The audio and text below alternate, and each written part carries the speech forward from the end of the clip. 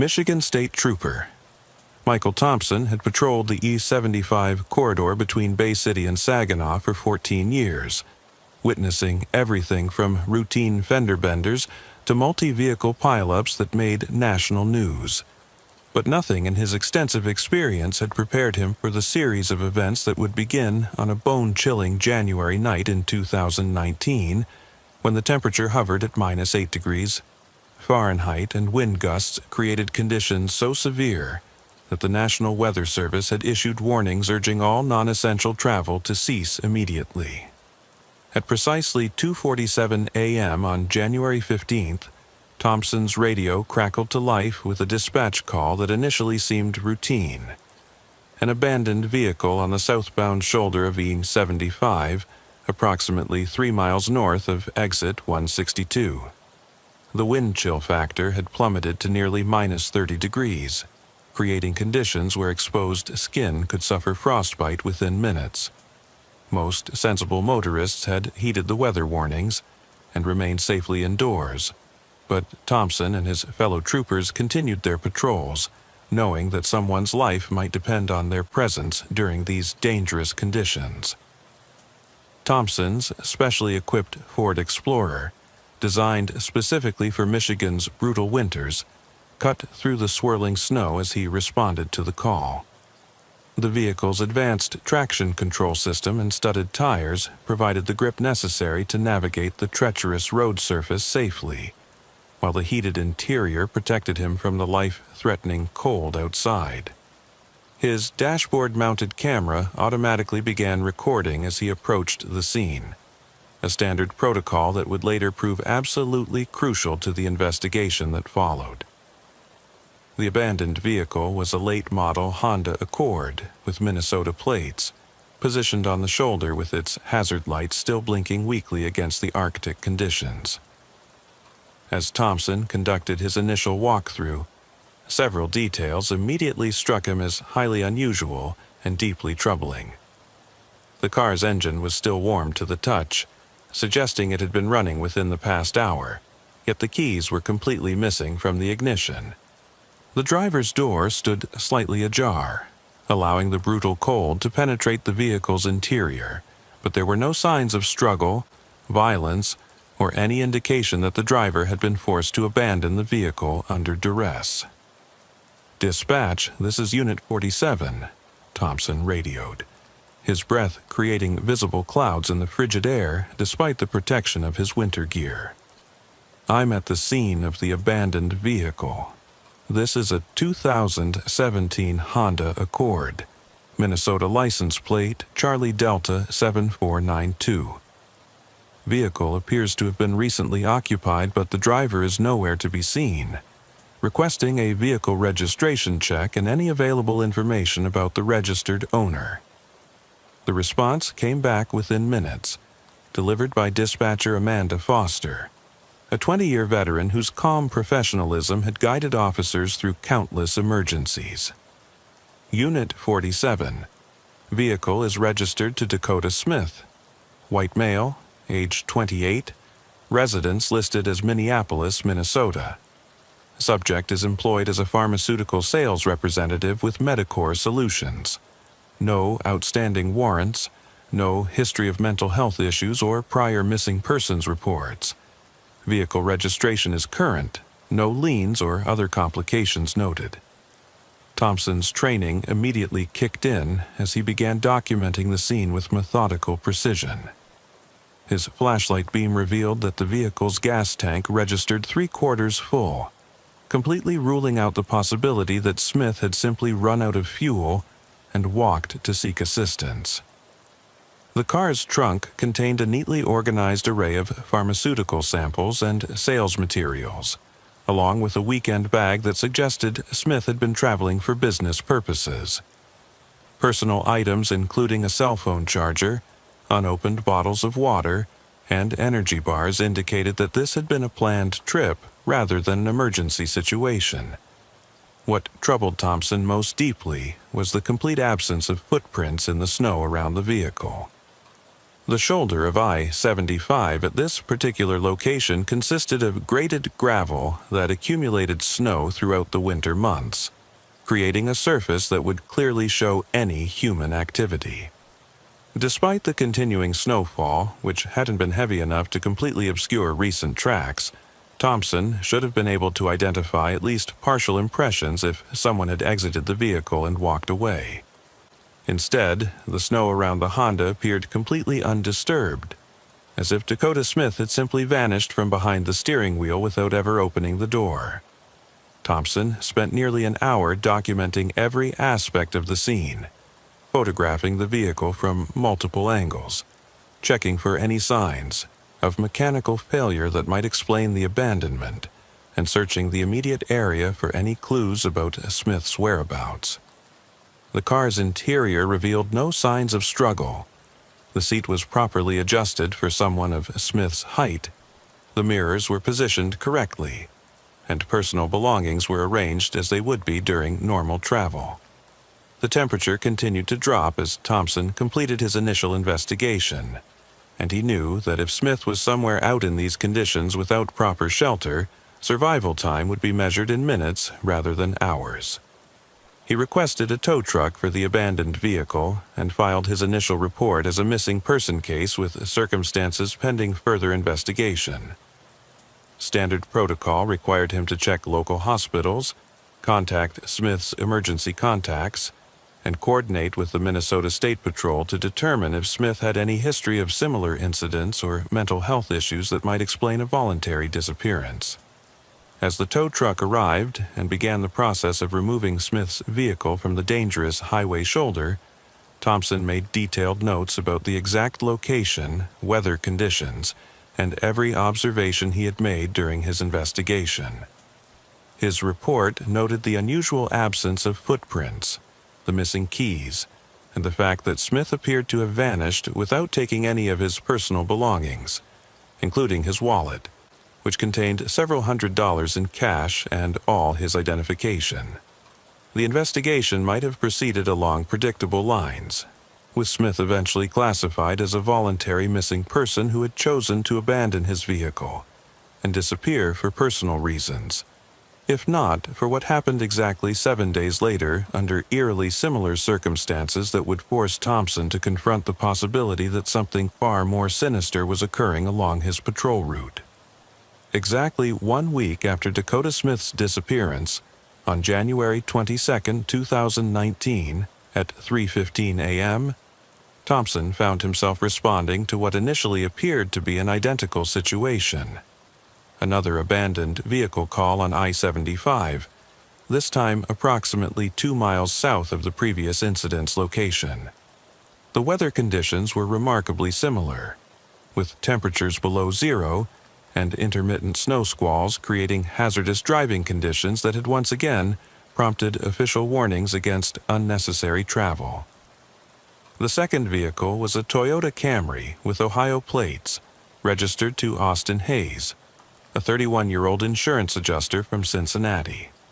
Like Dakota Smith's Honda from the previous week, the Camry showed absolutely no signs of mechanical failure, contained adequate fuel, and had been abandoned with its hazard lights blinking steadily in the darkness. Hayes's briefcase remained in the back seat, containing files related to insurance claims he had been investigating in the Saginaw area, along with a thermos of coffee that Thompson's infrared thermometer indicated had been poured approximately 2 hours earlier. The similarities to the Smith case were so striking that Thompson immediately felt a chill that had nothing to do with the sub-freezing temperature. Once again, despite fresh snow that had fallen throughout the evening, no footprints were visible around the abandoned vehicle. Thompson found the driver's door unlocked and slightly open, with the keys missing from the ignition, just as they had been in Smith's case. The scene was so nearly identical that Thompson immediately contacted his supervisor before proceeding with the standard investigation protocols. Sergeant Jennifer Collins arrived on scene at 4:20 a.m., bringing with her 15 years of experience in highway patrol investigations and a reputation for thoroughness that had earned her the respect of officers throughout the district. Collins had been Thompson's supervisor for 3 years and had come to trust his instincts and attention to detail, so when he expressed concern about the similarities between this case and the Smith disappearance, she took his observation seriously. After conducting her own methodical examination of Hayes's vehicle, Collins confirmed Thompson's assessment that the circumstances surrounding this disappearance were remarkably similar to those involving Dakota Smith. The positioning of the vehicle, the missing keys, the absence of footprints, and the lack of any signs of struggle or mechanical failure all pointed to a pattern that neither officer could easily explain through conventional reasoning. "Mike," Collins said, her voice carrying the weight of growing concern as she completed her walkthrough of the scene, "I want you to pull all the incident reports for abandoned vehicles along this stretch of I-75 going back at least 6 months. Include anything within a 20-mile radius of these 2 locations. I have a feeling we might be looking at something more systematic than 2 isolated incidents." The record search that Thompson conducted over the following 3 days revealed a pattern that sent shockwaves through the Michigan State Police hierarchy and would eventually attract the attention of federal law enforcement agencies. Between August 2018 and the present, no fewer than 7 vehicles had been reported abandoned along a 12-mile stretch of E75 between exit 160 and exit 172, all under circumstances that shared disturbing similarities with the Smith and Hayes cases. Each incident had occurred during harsh weather conditions, severe snowstorms, heavy rain with near-zero visibility, or dense fog that significantly reduced visibility and limited the number of potential witnesses on the highway. The abandoned vehicles had all been found with hazard lights operating, doors unlocked, keys missing, and no signs of struggle or mechanical failure. Most troubling of all, in every single case, no evidence existed that the drivers had ever actually exited their vehicles. The pattern became even more disturbing when Thompson cross-referenced the dates and times of the incidents. Each disappearance had occurred during overnight hours, typically between 2 a.m. and 4 a.m., when traffic on I-75 was at its lightest. The weather conditions during each incident had been severe enough to provide natural concealment for any suspicious activity, as if someone was deliberately timing these events to occur when natural conditions would provide maximum protection from observation. Thompson's investigation also revealed troubling similarities in the profiles of the missing individuals. All were professional men between the ages of 25 and 40. All had been traveling alone on business-related trips, and all had been driving rental cars or personal vehicles that wouldn't immediately be missed by family members who expected them to be away from home. The targeting appeared to be deliberate and sophisticated, suggesting that these were not random opportunistic crimes, but rather carefully planned predatory acts. The discovery of this pattern prompted an immediate escalation of the investigation. Collins contacted the FBI's Detroit Field Office, the Michigan State Police Criminal Investigation Division, and county sheriff departments from all affected jurisdictions. Within 48 hours, what had begun as routine missing persons investigations had evolved into a multi-agency task force focused on what appeared to be serial predation along one of Michigan's busiest interstate corridors. The realization that a predator had been systematically targeting travelers along Interstate 75 for months without detection sent a chill through law enforcement agencies throughout the region. The sophistication required to carry out such crimes while avoiding detection suggested they were dealing with someone who possessed detailed knowledge of law enforcement procedures, weather patterns, and the vulnerabilities of interstate highway systems.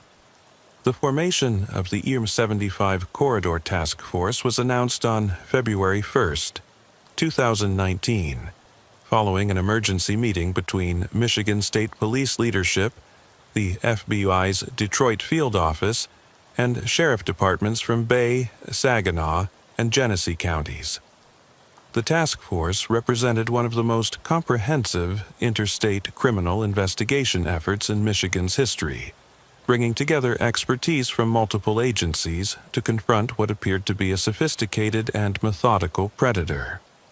Trooper Thompson was designated as the primary investigating officer, a recognition of his role in identifying the pattern and his intimate knowledge of the affected highway corridor. Working alongside him was FBI Special Agent Rebecca Turner, a behavioral analyst with 12 years of experience investigating crimes involving predators who targeted travelers along major highway systems. Agent Turner brought a federal perspective and access to resources that would prove crucial to understanding the full scope of the criminal activity they were confronting.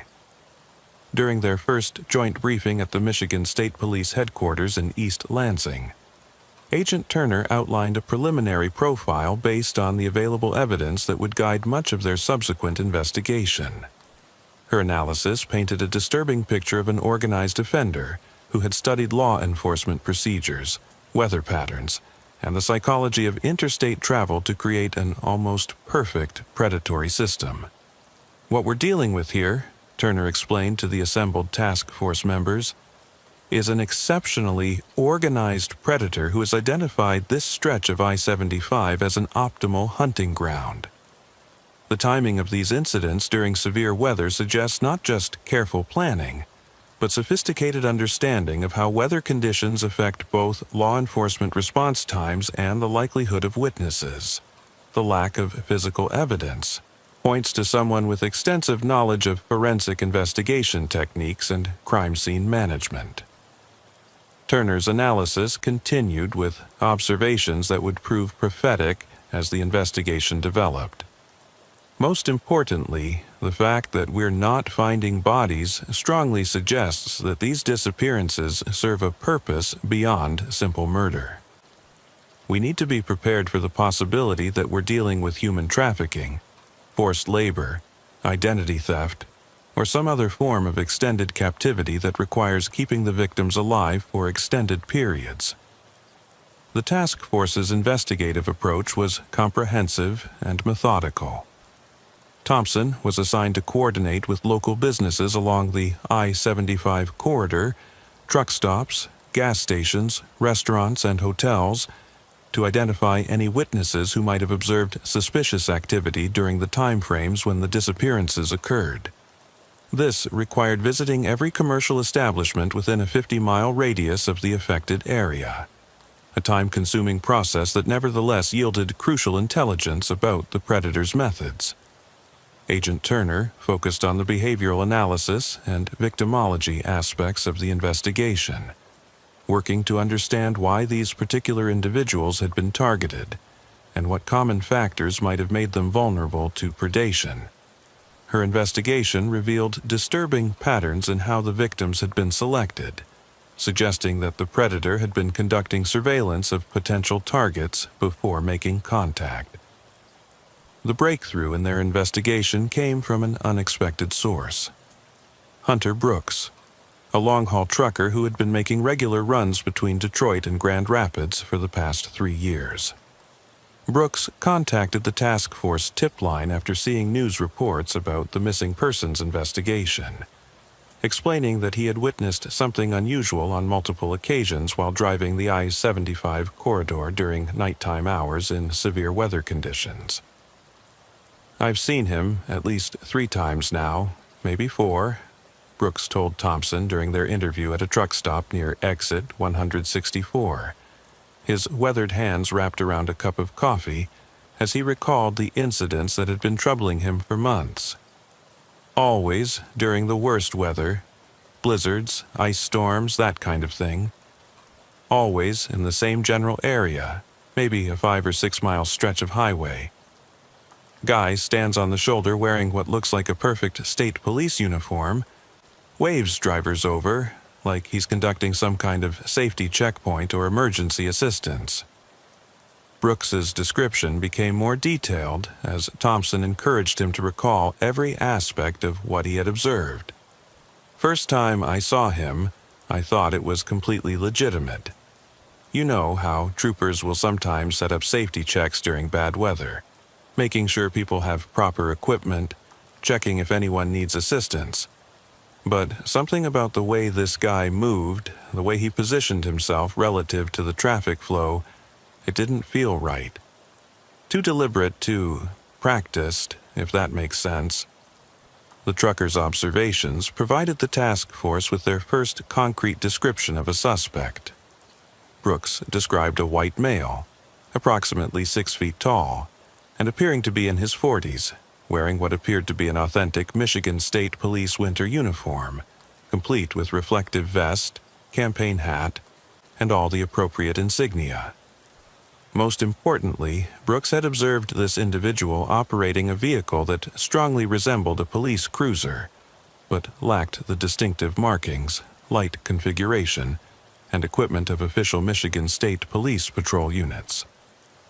The car looked right from a distance, Brooks explained, especially in bad weather when visibility is limited. Dark-colored, had what looked like a light bar on top, positioned like a patrol car.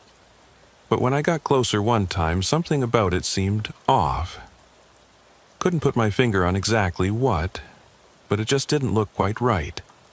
Like someone had put together a really good imitation but missed some of the details. Brooks's willingness to come forward provided the task force with their first concrete lead in what had been a frustratingly elusive investigation.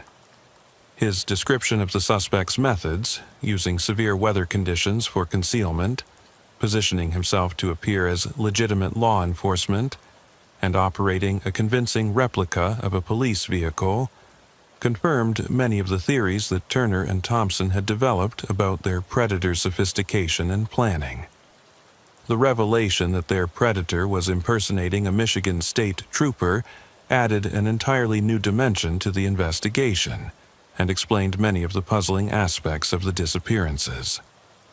Agent Turner immediately coordinated with the Michigan Secretary of State's office to identify any individuals who had recently purchased decommissioned police vehicles at state auctions, while Thompson worked with uniform suppliers throughout the region to trace recent purchases of state police-style clothing and equipment. The investigation into the false troopers' equipment and methods revealed the disturbing extent of preparation that had gone into creating this predatory system.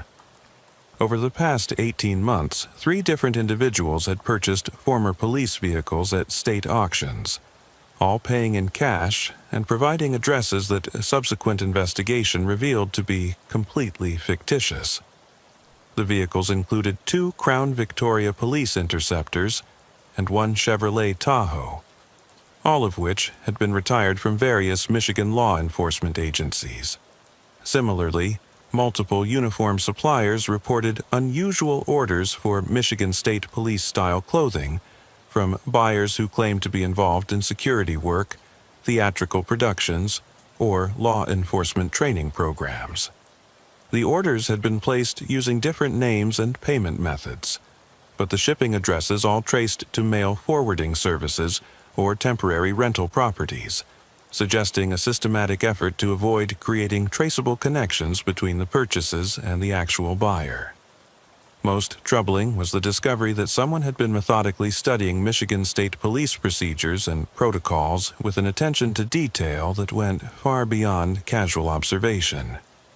Records requests to the Michigan State Police Academy revealed that an individual using false credentials had attempted to audit training sessions focused on traffic stop procedures, evidence handling, and emergency response protocols. While the attempt had been detected and prevented by Academy security, it demonstrated the level of preparation and research that their suspect had undertaken. Thompson's investigation of the specific locations where vehicles had been abandoned revealed another layer of sophistication in the predator's planning. Each site had been chosen to offer unique tactical advantages for someone planning to intercept and abduct travelers. Limited visibility from passing traffic due to curves in the highway or elevation changes, minimal lighting that would conceal suspicious activity, and quick access to secondary roads that could facilitate the rapid transportation of victims away from the interstate without detection. The task force established comprehensive 24-hour surveillance of the entire affected corridor, using both marked and unmarked units positioned strategically along the stretch of Interstate 75, where the disappearances had occurred. The surveillance operation, designated Highway Shield, involved coordination between the Michigan State Police, FBI, county sheriff departments, and even the Michigan Department of Transportation, which provided access to highway cameras and traffic monitoring systems. For 3 weeks, the surveillance operation yielded nothing but routine traffic stops, minor accidents, and the usual assortment of incidents that occur along busy interstate corridors. Investigators began to worry that their increased presence had driven the predator away from his established hunting ground, possibly forcing him to relocate his activities to another highway system where he could continue his crimes without the intensive scrutiny now focused on Interstate 75. Then, on February 28, 2019, during a severe ice storm that had reduced visibility to less than 50 feet and created road conditions so hazardous that the Michigan Department of Transportation had issued warnings against all non-essential travel, their carefully laid trap was finally sprung. The confrontation that followed would provide crucial evidence about the predator's methods, while also revealing the true scope of the criminal enterprise they were investigating. At 1:45 a.m., Thompson was positioned in an unmarked Ford Taurus, approximately 1 mile south of exit 162, monitoring radio traffic and maintaining visual contact with other surveillance units through the sophisticated communication system that had been established for the operation. Despite the advanced equipment and careful planning, the severe weather conditions made observation extremely challenging, with swirling snow and ice reducing effective visibility to just a few dozen yards. Through his night vision equipment, Thompson observed what appeared to be a routine traffic stop involving a sedan that had been struggling with the icy road conditions and a police vehicle that had pulled it over on the shoulder. The scene appeared completely normal from a distance, exactly the type of safety assistance that legitimate troopers provided during severe weather events. But something about the positioning of the vehicles and the movements of the uniformed figure triggered Thompson's instincts, honed by years of highway patrol experience and months of intensive study of this particular predator's methods. Following established surveillance protocols, Thompson immediately radioed his position and requested backup while maintaining visual observation of what appeared to be a traffic stop in progress. However, the severe weather conditions meant that the nearest support units were at least 15 minutes away, and Thompson could see that the uniformed figure was approaching the civilian vehicle with an urgency that didn't match standard traffic stop procedures. As Thompson watched through his binoculars and night vision equipment, several details about the scene began to trouble him deeply. The positioning of the supposed police cruiser was wrong, angled in a way that blocked visibility from passing traffic, rather than providing the safety buffer that officers are trained to maintain during roadside stops. The uniformed figure's movements appeared rushed and predatory, rather than following the measured, professional approach that Thompson had been trained to use during legitimate traffic stops. The decision to intervene immediately rather than wait for backup was one that Thompson would later describe as purely instinctual, driven by years of experience that told him something was seriously wrong with the scene he was observing. As he activated his emergency lights and began approaching the location, he observed the uniformed figure suddenly abandon his approach to the civilian vehicle and sprint toward the dense woods that bordered the highway at that particular location.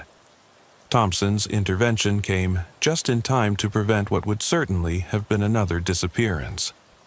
The civilian vehicle, a late-model Chrysler 300 with Illinois plates, was found with its driver, Logan Pierce, a 34-year-old marketing executive from Chicago, slumped unconscious behind the wheel, but still alive. Pierce was immediately transported to Bay Regional Medical Center, where emergency room physicians and toxicologists worked to counteract the effects of a powerful sedative that had been administered through what appeared to be a small puncture wound on his hand. The medical team's quick action in treating Pierce's condition provided the investigation with its first living witness to the predator's methods. Toxicology tests revealed the presence of a sophisticated sedative compound that would have rendered Pierce unconscious within minutes, while leaving minimal physical evidence of its administration. The delivery method appeared to involve a specialized injection device designed to penetrate skin with minimal sensation, allowing the predator to drug victims without their immediate awareness. Pierce's statement, provided after he had recovered sufficiently to be interviewed by Thompson and Agent Turner, confirmed many of the theories they had developed about the predator's methods while revealing new details about the sophistication of his deception. Pierce described being flagged down by what appeared to be a completely legitimate Michigan State trooper, who had explained that hazardous road conditions ahead required all southbound traffic to follow a temporary detour route for safety purposes. Everything about him seemed absolutely professional and authentic, Pierce told the investigators during his interview at the hospital. The uniform was perfect. I mean, exactly what you'd expect a state trooper to wear, including all the proper patches, badges, and equipment. He had a radio that was making what sounded like official police transmissions, proper identification, even business cards with the Michigan State Police logo. He approached my vehicle exactly like every other police encounter I've had in my life. Pierce's description of the encounter revealed the predator's psychological manipulation techniques, as well as his technical methods. The false trooper had established rapport by expressing concern for Pierce's safety during the hazardous driving conditions, positioning himself as a protective authority figure whose intervention was designed to help rather than harm. This approach would have naturally overcome any suspicions Pierce might have had about the legitimacy of the stop. He asked to see my driver's license and vehicle registration, which seemed completely normal, Pierce continued. Said he needed to verify that I was properly licensed to drive in these conditions, and that my vehicle was equipped for winter driving. When I handed him my license, he appeared to be examining it carefully, but that's when I felt the sharp pain in my hand. Thought maybe he had a rough edge on his badge or something, but within a couple of minutes I started feeling dizzy and confused.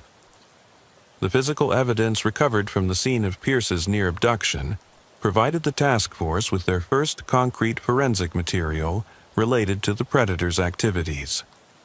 Crime scene technicians were able to recover partial tire impressions from the area where the false police vehicle had been positioned, along with several items that had apparently been dropped during the suspect's hasty retreat into the woods when Thompson's intervention disrupted his planned abduction. The physical evidence recovered from the scene of Logan Pierce's near abduction represented a breakthrough that would ultimately lead to the resolution of the entire case. Among the items recovered during the extensive crime scene processing were a modified syringe designed to deliver sedatives through minimal skin contact, several zip tie restraints of a type commonly used by law enforcement, and most importantly, a fragment of a driver's license photograph that appeared to show a middle-aged white male with distinctive facial scarring. FBI forensic imaging specialists worked around the clock to enhance the partial photograph, using advanced digital reconstruction techniques to produce a composite image that could be distributed to law enforcement agencies throughout the Midwest. The enhanced image showed a man appearing to be in his early 40s with angular facial features and a distinctive scar running from his left temple to his jawline, likely the result of a serious accident or violent encounter at some point in his past. Agent Turner coordinated the development of a comprehensive psychological profile based on all the evidence gathered during the investigation up to that point. The profile described an organized offender with extensive knowledge of law enforcement procedures, someone who derived psychological satisfaction from the authority and control represented by a police uniform, and most disturbing, an individual who was likely keeping the missing persons alive for extended periods rather than killing them immediately after their abduction. This isn't someone who kills for the psychological satisfaction of murder, Turner explained to Thompson and the other task force members during one of their daily briefing sessions. The careful planning, the elaborate impersonation, the sophisticated methods, and most importantly, the fact that we're not finding bodies. All of this suggests someone who is using the victims for a specific purpose that requires keeping them alive. We need to be prepared for the possibility that we're dealing with human trafficking, forced labor, identity theft, or some other form of extended captivity. The search for the predator's base of operations became the task force's primary focus, concentrating on rural properties within a 50-mile radius of the E75 corridor that offered the seclusion and facilities necessary for holding multiple individuals captive for extended periods. Thompson worked closely with county assessors' offices, real estate agents, and local law enforcement agencies to identify recently purchased properties, abandoned buildings, and any locations that had been reported as suspicious by neighbors or local authorities. The investigation received a crucial break from an unexpected source. Mason Reed, a local farmer whose property bordered one of the areas where the false state trooper had been observed by Hunter Brooks during his late-night trucking runs. Reed contacted the task force after recognizing the suspect's description in news reports that had begun circulating throughout the region, explaining that he had observed suspicious activity at an abandoned industrial facility approximately 5 miles from his farm. "I've been seeing lights at that old place maybe a dozen times over the past year or so," Reed told Thompson during their interview at his farmhouse kitchen, his weathered hands gesturing toward the direction of the abandoned facility. "Always late at night, always during the worst weather we get. Blizzards, ice storms, heavy rain. At first, I figured it was just kids messing around, or maybe somebody dumping garbage illegally, but after seeing the news about this fake police officer, I started thinking it might be connected to what you folks are investigating." Reed's observations provided several important details about the suspicious activity he had witnessed. The lights appeared to be vehicle headlights rather than fixed illumination, suggesting that someone was regularly driving to and from the abandoned facility during nighttime hours. The activity always occurred during severe weather events, consistent with the timing of the highway abductions. Most significantly, Reed had observed what appeared to be a police-style vehicle on several occasions, though he had never gotten close enough to determine whether it was a legitimate law enforcement unit. The abandoned facility that Reed had identified was a former agricultural processing plant that had been closed since 2005, following economic changes in the regional farming industry. County records indicated that the property had been purchased 18 months earlier by a shell company registered in Delaware, with the transaction conducted entirely in cash through a series of intermediary corporations that made the actual buyer's identity nearly impossible to trace through conventional investigation methods. Thompson and Agent Turner conducted an initial surveillance of the property on March 8, 2019, coordinating with tactical units from both the Michigan State Police and the FBI to ensure they were prepared for any contingency they might encounter.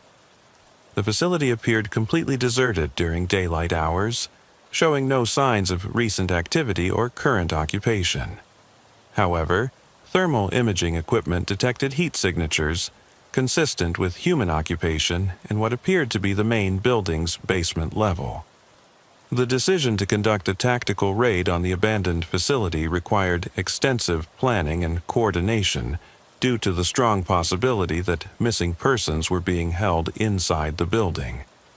The operation needed to be executed with precision to minimize the risk to any potential victims while preventing the suspect's escape and preserving crucial evidence that might reveal the full scope of the criminal enterprise they were investigating. The tactical operation was scheduled for dawn on March 10, 2019, involving more than 40 law enforcement officers from multiple agencies, including the Michigan State Police Emergency Support Team, FBI Hostage Rescue Team specialists, and tactical units from Bay and Saginaw County Sheriff Departments.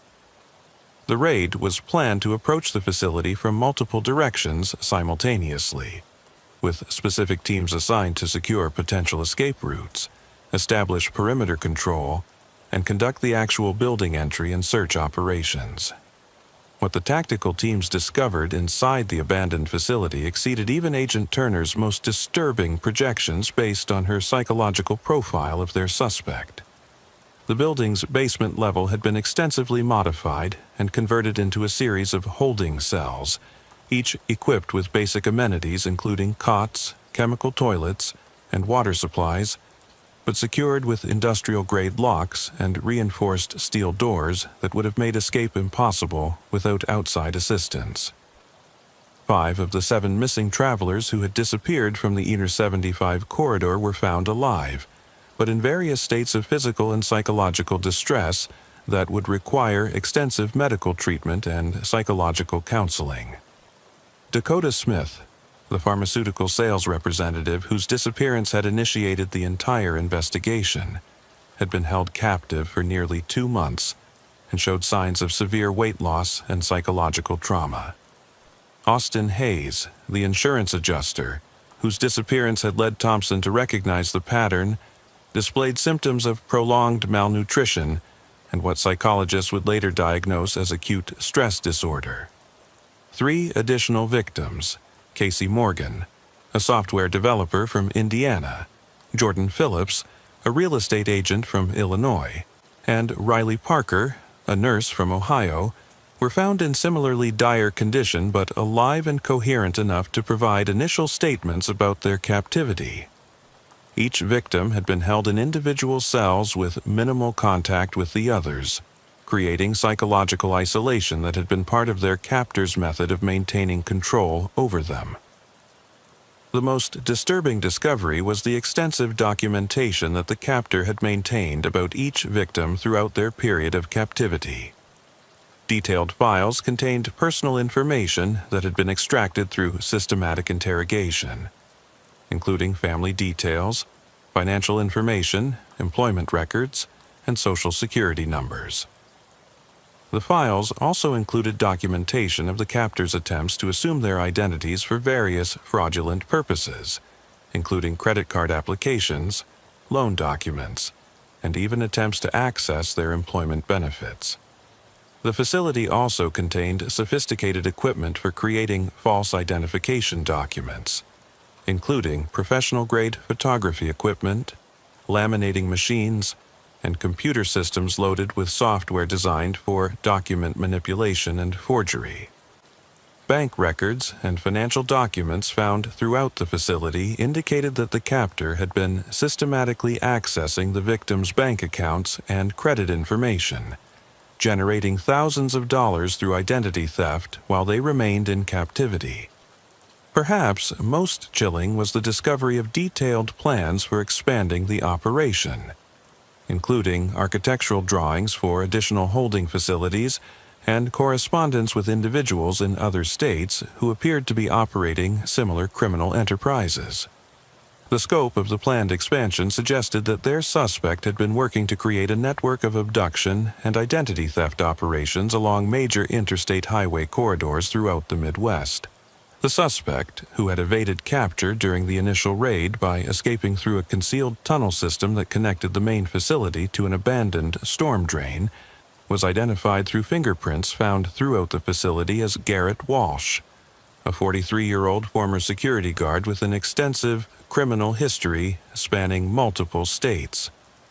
Walsh's background revealed a pattern of escalating criminal behavior focused on identity theft, fraud, and the abuse of authority positions that had apparently led to the sophisticated predatory system he had developed along the HOD 75 corridor.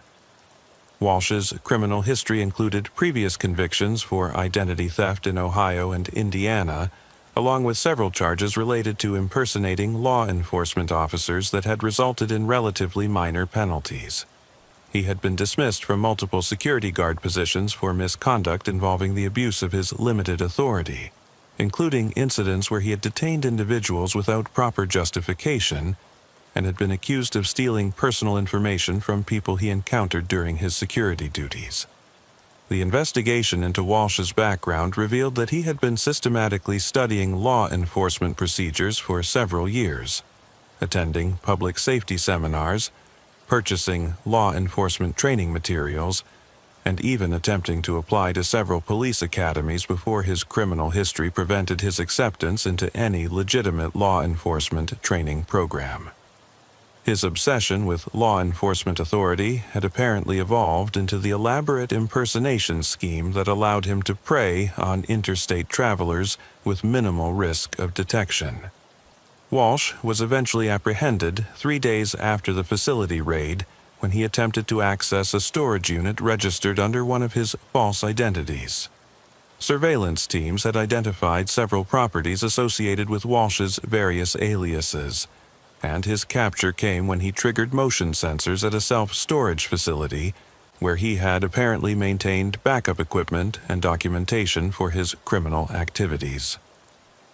During his interrogation, following his arrest, Walsh revealed the methodology behind his crimes, with a disturbing mixture of pride and resentment toward the legitimate law enforcement officers he had been impersonating.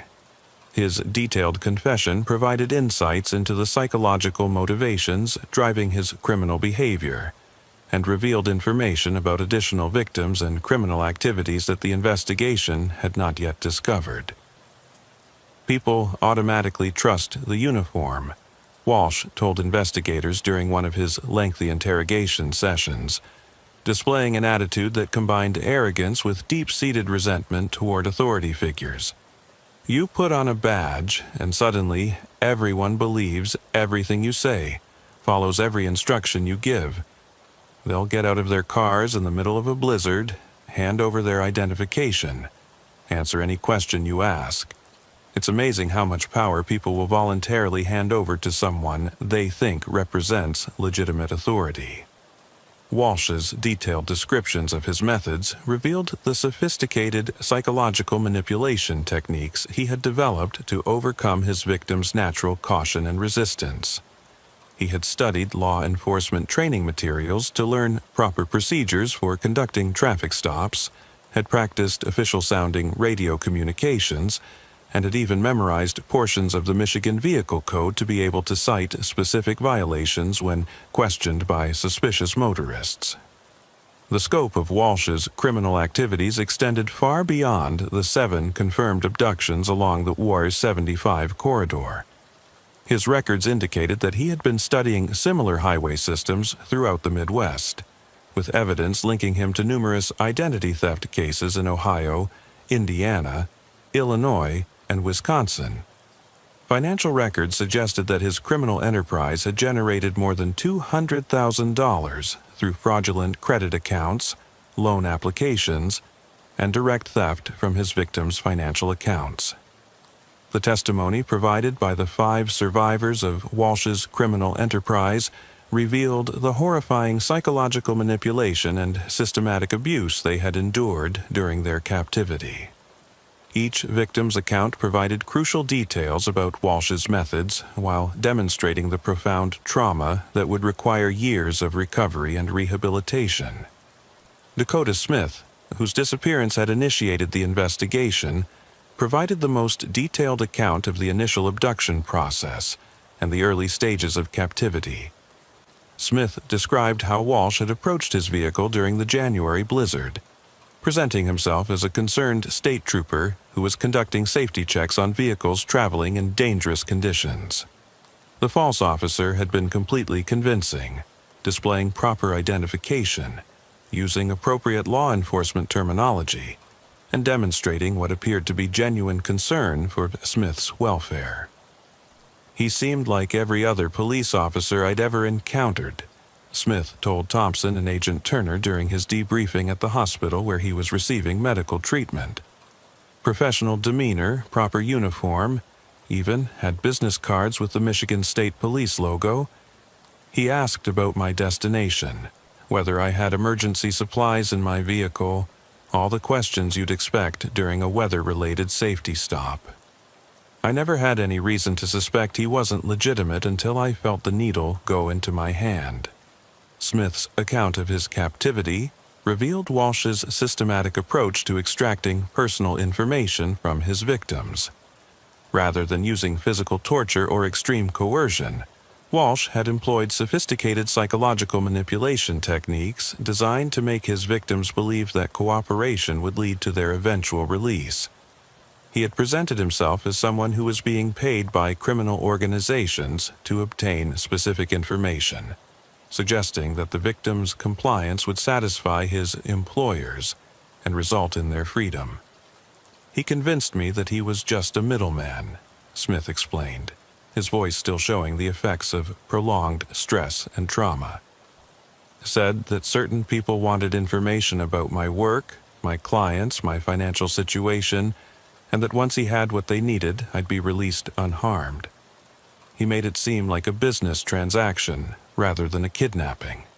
It took weeks before I realized that he wasn't working for anyone else, that he was using the information himself. Austin Hayes, the insurance adjuster whose disappearance had confirmed the pattern Thompson had identified, described a similar process of psychological manipulation combined with gradually escalating threats. Walsh had initially treated Hayes with apparent respect and consideration, providing adequate food and basic necessities while conducting what he called interviews about Hayes's personal and professional life. Only gradually had the true nature of the situation become apparent, as Walsh's demands for information became more extensive and intrusive. The questioning sessions could last for hours, Hayes recalled during his statement to investigators. He wanted to know everything: where I worked, what kind of access I had to company systems, details about my family members, my banking information, credit card accounts, everything. He had this way of making it seem reasonable, like he was helping me by keeping the process civilized and professional. But if I hesitated or refused to answer something, the threats would start. The three additional victims, Casey Morgan, Jordan Phillips, and Riley Parker, each provided accounts that revealed different aspects of Walsh's criminal methodology. Morgan, the software developer, had been targeted specifically because of his technical expertise and access to computer systems that Walsh believed could be exploited for additional fraudulent activities. Phillips, the real estate agent, had been interrogated extensively about property transactions and client information that Walsh apparently intended to use for mortgage fraud schemes. Parker, the nurse, had been questioned about hospital procedures and patient information that suggested Walsh was considering expanding his criminal activities to include healthcare fraud. The medical evaluation of all 5 survivors revealed the physical toll of their extended captivity. Despite receiving basic nutrition and medical care sufficient to keep them alive and functional, all showed signs of vitamin deficiencies, muscle atrophy from confinement, and stress-related health problems including elevated blood pressure, sleep disorders, and symptoms consistent with acute stress reaction. The psychological evaluation conducted by trauma specialists revealed that all 5 victims would require extensive counseling and support to recover from their ordeal. Dr. Michelle Clark, the psychologist who coordinated the victims' initial mental health assessment, explained the complex psychological dynamics that had allowed Walsh to maintain control over his captives for extended periods without the use of extreme physical restraints or violence. Walsh had created a carefully controlled environment designed to foster dependence and compliance, Dr. Clark explained to the task force during one of their briefings. By presenting himself as the sole source of information about when they might be released, and by maintaining the fiction that cooperation would lead to freedom, he was able to extract compliance without resorting to the kind of brutal coercion that might have prompted more desperate escape attempts. The process of helping the survivors rebuild their lives extended far beyond their initial medical treatment and psychological evaluation. Each victim faced months of legal and financial complications as they worked to restore their identities and repair the damage caused by the fraudulent accounts and transactions that Walsh had conducted using their personal information. Credit reports showed unauthorized activity totaling more than $75,000 across all 5 victims, including fraudulent credit card accounts, unauthorized loans, and attempts to access their employment benefits and retirement accounts. Thompson found himself serving as a liaison between the victims and the various agencies working to help them recover from Walsh's crimes. The complexity of identity theft cases meant that each victim had to work with multiple banks, credit reporting agencies, government offices, and insurance companies to document the fraudulent activity and restore their legitimate financial standing. The process was time-consuming and emotionally exhausting for individuals who were already dealing with the psychological trauma of their captivity. While the rescue of 5 victims represented a significant victory for the task force, the fate of the 2 missing travelers who had not been found at Walsh's facility remained an urgent priority. Tyler Bennett, a marketing consultant from Kentucky, and Brandon Cooper, an engineer from Tennessee, had both disappeared under circumstances identical to the other victims, but their whereabouts remained unknown even after Walsh's arrest and interrogation. During his extended interrogation sessions, Walsh initially refused to provide information about Bennett and Cooper, maintaining that he had never encountered either individual and suggesting that their disappearances might be unrelated to his activities along the E75 corridor. However, evidence recovered from his facility clearly indicated otherwise, including personal items belonging to both men and detailed files containing their personal information similar to those maintained for the other victims. Agent Turner employed advanced interrogation techniques designed to overcome Walsh's resistance to revealing the location of the missing men. She understood that Walsh's personality type thrived on maintaining control and power over others, and that he was likely withholding information about Bennett and Cooper as a way of maintaining some form of leverage even after his capture. Her approach involved demonstrating to Walsh that cooperation in locating the missing men might result in more favorable treatment during his eventual sentencing. The breakthrough came when Turner presented Walsh with evidence that the FBI had identified additional criminal activities beyond those related to the E75 disappearances. Financial records and computer files recovered from his facility indicated involvement in a much broader network of identity theft and fraud operations spanning multiple states. The possibility of additional federal charges carrying significantly longer prison sentences finally motivated Walsh to provide information about the 2 missing victims. There, at the backup location, Walsh finally revealed during an interrogation session on March 18th, 8 days after his initial arrest. I had to move them when I started getting nervous about all the police activity on I-75. Figured it was better to have them somewhere completely separate from the main operation in case something went wrong. Walsh's admission led to directions to an abandoned farmhouse in Genesee County, approximately 40 miles from the primary facility where the other victims had been held. The rescue of Tyler Bennett and Brandon Cooper required another carefully coordinated tactical operation, as Walsh had warned that the secondary location was equipped with security measures designed to prevent unauthorized access. However, the operation proceeded without incident, and both men were found alive but in considerably worse condition than the victims recovered from the primary facility. Bennett and Cooper had been held in what could only be described as makeshift prison cells constructed in the farmhouse's basement, with minimal amenities and under conditions that were significantly more harsh than those experienced by the other victims. Both men showed signs of severe malnutrition and dehydration, requiring immediate hospitalization and intensive medical treatment to stabilize their conditions. The difference in treatment between the victims held at the two locations appeared to be related to the timing of their abductions, and Walsh's increasing paranoia about law enforcement attention.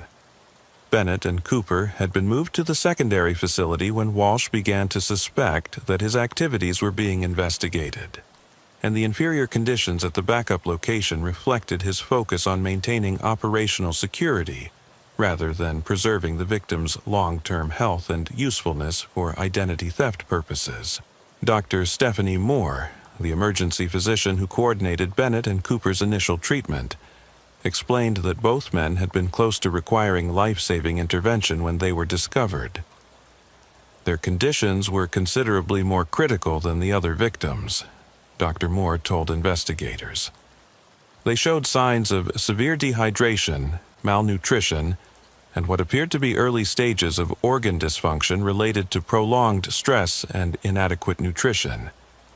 If they had remained in those conditions for much longer, we might have been dealing with a very different outcome.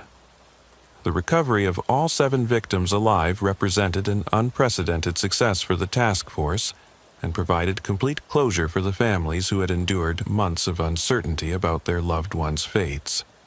However, the investigation also revealed disturbing evidence that Walsh's criminal activities had extended far beyond the I-75 corridor and involved connections to other criminal organizations that remained to be fully investigated. As FBI analysts continued processing the massive amount of digital evidence recovered from Walsh's facilities, they uncovered communications and financial records, indicating that his I-75 operation was just one component of a much larger criminal network operating along major highway corridors throughout the Midwest and Southeast. The discovery of this broader conspiracy would require expanding the investigation far beyond the original scope of the Highway Shield Task Force. The breakthrough in understanding the network's structure came when FBI cybercrimes specialists successfully decrypted Walsh's computer files, revealing extensive correspondence with individuals in Ohio, Indiana, Illinois, Kentucky, Tennessee, and Alabama, who appeared to be operating similar schemes targeting interstate travelers.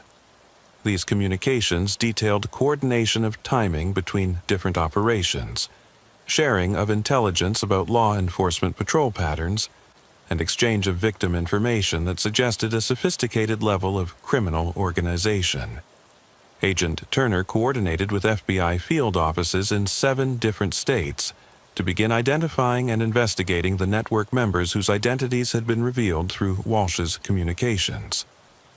The scope of the investigation required unprecedented cooperation between state law enforcement agencies and federal authorities, as the network appeared to have been operating for several years with sufficient sophistication to avoid detection by individual jurisdictions working independently. The network's operational structure, as revealed through Walsh's files, resembled a franchise model for criminal activity. Each member operated independently within their assigned territory, typically a specific interstate highway corridor, but shared resources, intelligence, and techniques through encrypted communications managed by a central coordinator. The system allowed individual operators to benefit from the collective experience and knowledge of the entire network, while maintaining operational security through compartmentalization. Thompson's role in the expanded investigation involved coordinating with law enforcement agencies in the states where network members had been identified. His expertise in highway patrol procedures and his intimate knowledge of Walsh's methods made him a valuable resource for investigators who were encountering this type of criminal activity for the first time in their jurisdictions. The investigation revealed that the network had been systematically studying law enforcement response patterns, documenting how different agencies investigated missing persons cases, and identifying weaknesses in interagency communication that could be exploited to avoid detection. Their operational manual, recovered from Walsh's encrypted files, read like a comprehensive guide to evading law enforcement detection while conducting criminal activities on interstate highway systems. Most disturbing was the discovery that network members had gained access to certain law enforcement databases through corrupt officials in several agencies, allowing them to monitor ongoing investigations and adjust their operations to avoid detection. The identification of these corrupt officials and the extent of their cooperation with the criminal network became a priority investigation for the FBI's Internal Corruption Unit. The network's communications also revealed disturbing details about their victim selection criteria and methods. Members would identify potential victims at truck stops, rest areas, and gas stations, then shadow them along interstate corridors until optimal conditions arose for interception. They maintained detailed databases of vehicle types, license plate patterns, and demographic information that helped them select targets least likely to be immediately missed by family members or employers. Marlo Kincaid, identified through the communications as the network's central coordinator, operated under the code name The Dispatcher, and had been managing the criminal enterprise from a base in Louisville, Kentucky. Kincaid's background investigation revealed that he was a former telecommunications systems administrator who had been dismissed from his position with a major cellular service provider, following allegations of unauthorized access to customer data.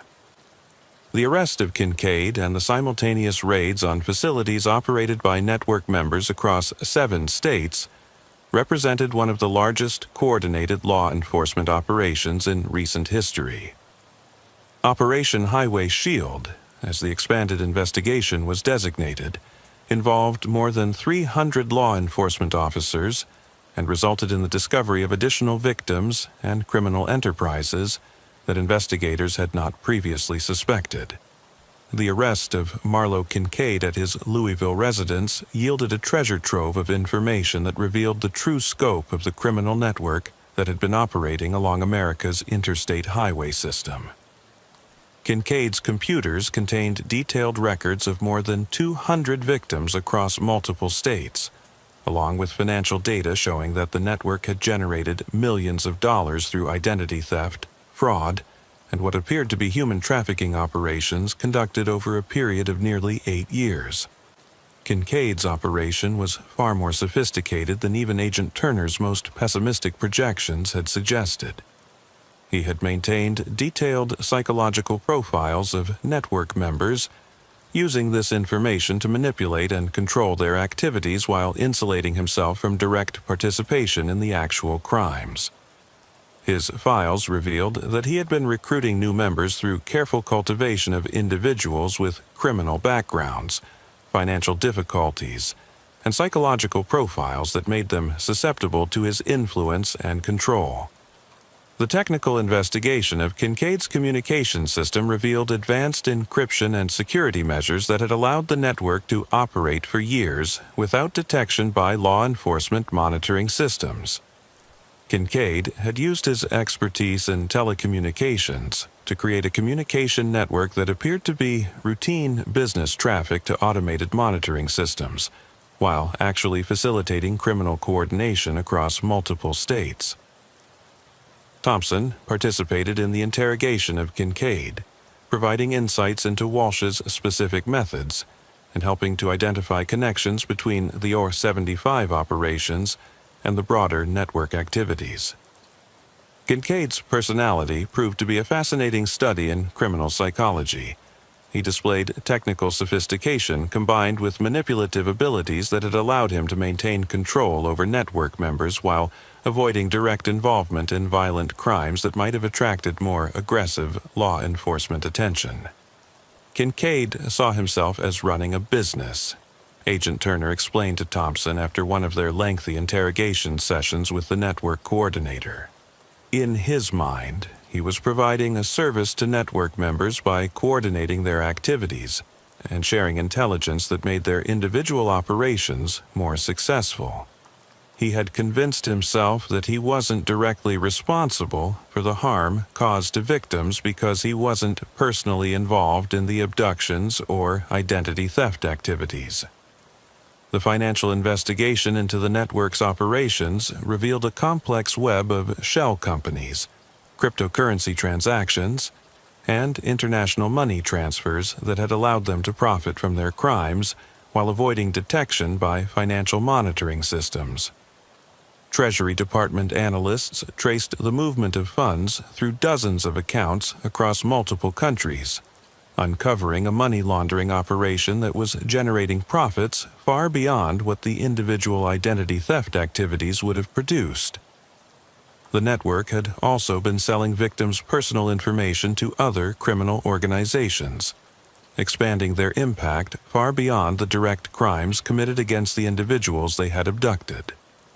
Credit card fraud, tax fraud, and loan fraud schemes had been perpetrated using stolen identities, affecting hundreds of additional victims who never knew their information had been compromised until long after the damage had been done. Kincaid's records revealed that the network had been reinvesting profits into expanding their operations, purchasing additional facilities, upgrading their technical capabilities, and recruiting new members through sophisticated online recruitment processes. This growth model had allowed them to increase their activities year over year, while maintaining operational security that had kept them invisible to law enforcement for nearly a decade.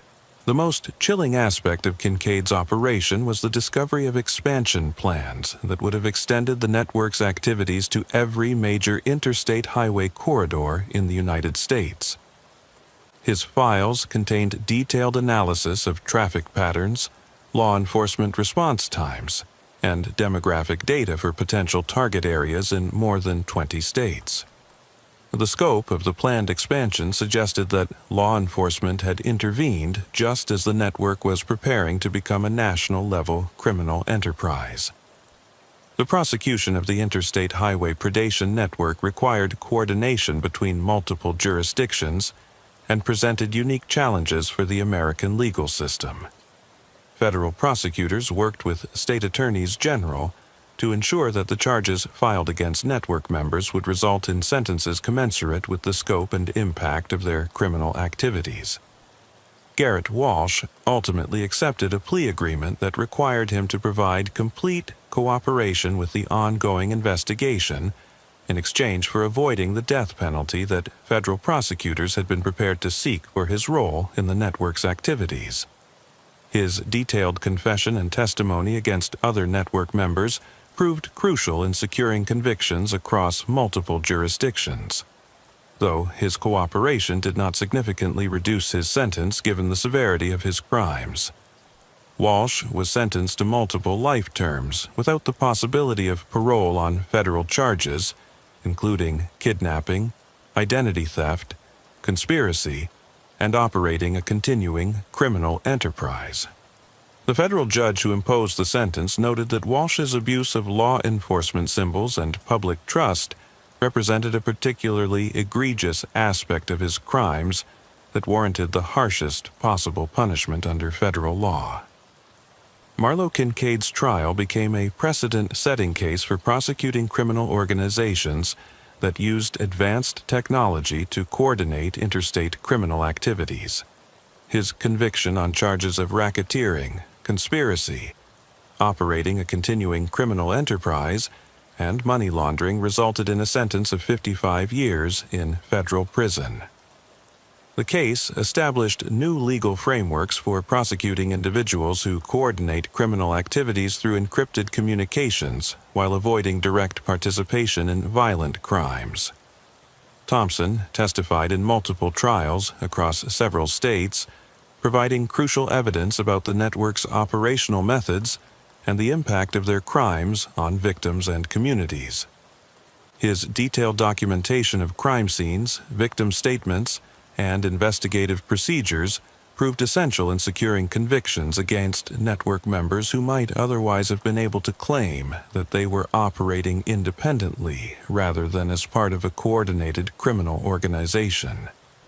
The legal proceedings also highlighted significant gaps in existing laws related to interstate crime coordination and the use of technology to facilitate criminal enterprises. Several states modified their legal codes to address the techniques used by the network, creating new categories of crimes and enhanced penalties for technologically sophisticated criminal organizations that targeted interstate travelers. The civil litigation resulting from the network's activities proved to be almost as complex as the criminal prosecutions. Victims filed lawsuits against financial institutions, credit reporting agencies, and government agencies whose security failures had been exploited by the network's identity theft operations. The total damages claimed in civil actions exceeded $50 million, representing both direct financial losses and compensation for the psychological trauma suffered by victims. Dr. Jessica Taylor, a forensic psychologist who evaluated many of the network's victims for civil litigation purposes, explained the long-term impact of the crimes on survivors and their families. The psychological damage from these crimes extends far beyond the immediate trauma of abduction and captivity, Dr. Taylor testified during one of the civil proceedings. Victims lose fundamental trust in authority figures, in the safety of interstate travel, and in the security of their personal information. These effects can last for decades and impact every aspect of their lives. The Highway Shield investigation prompted comprehensive changes in how law enforcement agencies approach interstate crime coordination and highway safety. The FBI established a permanent interstate highway crimes task force, with dedicated personnel assigned to monitor and investigate criminal organizations that exploit transportation infrastructure for predatory purposes. Michigan State Police implemented extensive new training programs for troopers focused on recognizing patterns of predatory behavior along highway corridors. Thompson became a key instructor in these programs, sharing his experience from the Walsh investigation to help other officers identify similar threats before they could escalate to the level of systematic predation that had occurred along the R-75 corridor. The training curriculum Thompson developed emphasized the importance of detailed documentation and rapid communication with other agencies when unusual patterns were detected in missing persons cases or abandoned vehicle incidents. New troopers learned about the warning signs that might indicate the presence of criminal organizations targeting travelers, including seemingly routine incidents that might be components of larger criminal schemes. Technology companies were also significantly affected by the investigation's findings. The discovery that the network had exploited vulnerabilities in cellular communication systems, GPS navigation, and financial networks led to enhanced security measures and improved cooperation between private companies and law enforcement agencies. New protocols were established for monitoring suspicious communications patterns and detecting potential criminal coordination activities.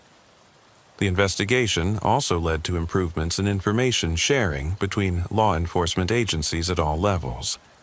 New protocols were established for rapidly disseminating information about missing persons cases that might be connected to broader criminal enterprises, reducing the time required to identify patterns that might otherwise remain invisible for months or years. Federal legislation resulting from the Highway Shield investigation included the Interstate Highway Security Enhancement Act, which established new requirements for information sharing between agencies and provided additional resources for investigating crimes that span multiple jurisdictions. The legislation also created new categories of federal crimes related to the systematic targeting of interstate travelers and enhanced penalties for criminal organizations that exploit transportation infrastructure. The changes extended beyond law enforcement to include public education and awareness programs designed to help travelers protect themselves from similar threats. Rest areas and truck stops along major interstate corridors now display information about how to verify the authenticity of law enforcement contacts, including procedures for requesting backup officer verification during traffic stops and resources for reporting suspicious activity. Thompson's role evolved from investigating a specific series of disappearances to helping develop national strategies for combating highway predation. His experience with the Walsh Network made him a valuable consultant for training programs and policy development efforts at both state and federal levels. He regularly speaks at law enforcement conferences about the importance of pattern recognition and interagency cooperation in modern policing. Today, more than 5 years after the conclusion of the Highway Shield investigation, the stretch of I-75, where Garrett Walsh conducted his crimes, appears unchanged to passing motorists. Traffic flows normally.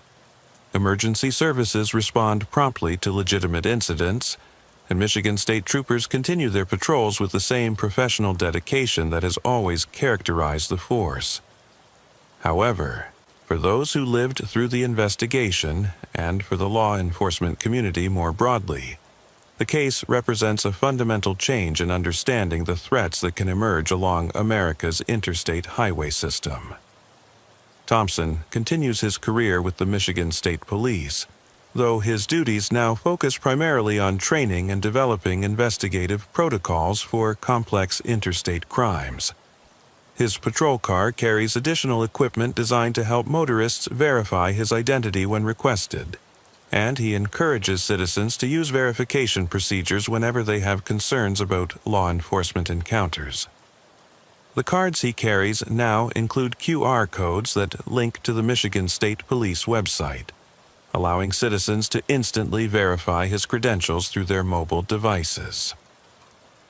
The most important lesson from the Highway Shield investigation, Thompson explains to new recruits during training sessions, is that our authority as law enforcement officers comes with an absolute responsibility to protect not just individual citizens, but the trust that makes our entire system work. When criminals exploit that trust, they're not just harming their immediate victims, they're undermining the foundation of public safety itself. The 7 survivors of Walsh's crimes have moved forward with their lives, though the experience left lasting impacts that continue to influence their daily routines and perspectives. Several have become advocates for highway safety and law enforcement verification procedures, speaking at conferences and training sessions to help others recognize potential warning signs of criminal impersonation and predatory behavior. Dakota Smith, whose disappearance had initiated the investigation that ultimately dismantled the entire network, eventually returned to pharmaceutical sales, but fundamentally changed his approach to business travel. I maintain constant communication with my family and my employer during all business trips now, Smith explains during interviews about his experience. And I never pull over for any law enforcement officer, day or night, without first calling 911 to verify that it's a legitimate stop. Some people might think that sounds paranoid, but after what I experienced with Walsh and his network, I'd rather be cautious than become another victim of someone exploiting public trust. The abandoned facilities where Walsh and his network held their victims have been demolished, with the sites converted into rest areas and memorial parks dedicated to highway safety awareness. These locations now serve as permanent reminders of the investigation and provide information about how travelers can protect themselves from similar threats. The memorial at the primary facility site includes a bronze plaque listing the names of all 7 survivors and acknowledging the law enforcement officers whose dedication and persistence brought their ordeal to an end. For the broader law enforcement community, the Highway Shield investigation continues to influence training and operational procedures throughout the United States. The case has become a standard component of training curricula at the FBI Academy, state police training facilities, and criminal justice educational programs. It demonstrates that even the most sophisticated criminal enterprises can be defeated through careful investigation, interagency cooperation, and the dedication of officers who understand that their responsibility extends beyond individual cases to protecting the integrity of the entire law enforcement system. The case of the I-75 vanishing mile stands as a testament to the importance of pattern recognition, technological awareness, and the persistence of investigators who understand that sometimes the most dangerous criminals are those who comprehend exactly how public trust operates and how to exploit it for their own purposes. It serves as a permanent reminder that the thin blue line between order and chaos requires constant vigilance to maintain, and that those who wear the badge must always prove themselves worthy of the trust it represents. Thompson's career has been forever shaped by his experience with the Highway Shield investigation. Every shift begins with the same awareness that guided him through the darkest days of hunting Walsh and his network. The uniform he wears represents something larger than himself, something that millions of citizens depend on for their safety and security. That responsibility, he knows, is not something that can ever be taken lightly or for granted. The mile markers along I-75 between exits 160 and 172 now carry additional significance for Michigan State police officers, serving as a reminder of the case that fundamentally changed how they understand their relationship with the public they serve. It's a stretch of highway where the price of vigilance was measured not in traffic citations or routine accident responses, but in human lives that were saved through the dedication of officers who recognize that sometimes the most mundane incidents can be the first threads that, when pulled carefully by skilled investigators, unravel criminal enterprises of stunning complexity and scope. In the end, the Highway Shield investigation represents both a sobering reminder of the vulnerabilities that exist in modern society and an inspiring example of what can be accomplished when law enforcement agencies work together with dedication, professionalism, and an unwavering commitment to protecting the innocent. It's a case that will continue to influence highway patrol operations and interstate crime investigation for generations to come, ensuring that the lessons learned from those dark months in 2019 serve to protect countless future travelers along America's vast interstate highway system. The investigation also highlighted the crucial importance of citizen reporting and community awareness in combating sophisticated criminal enterprises. The breakthrough provided by trucker Hunter Brooks demonstrated that law enforcement agencies cannot effectively combat interstate crime without the cooperation and vigilance of the traveling public. His willingness to come forward with his observations proved to be the key that unlocked the entire investigation and ultimately saved 7 lives. As America's interstate highway system continues to evolve with new technologies and changing travel patterns, the lessons of the Highway Shield investigation remain relevant and important. The case serves as a permanent reminder that the freedom and safety of interstate travel depends not just on properly maintained roads and vehicles, but on the continued vigilance of law enforcement officers who understand that their duty extends to protecting the trust and security that makes modern transportation possible. For Michigan State Trooper Michael Thompson, the investigation that began with a single abandoned vehicle in a January blizzard became a career-defining experience that continues to influence his approach to law enforcement and his understanding of the responsibility that comes with wearing the badge.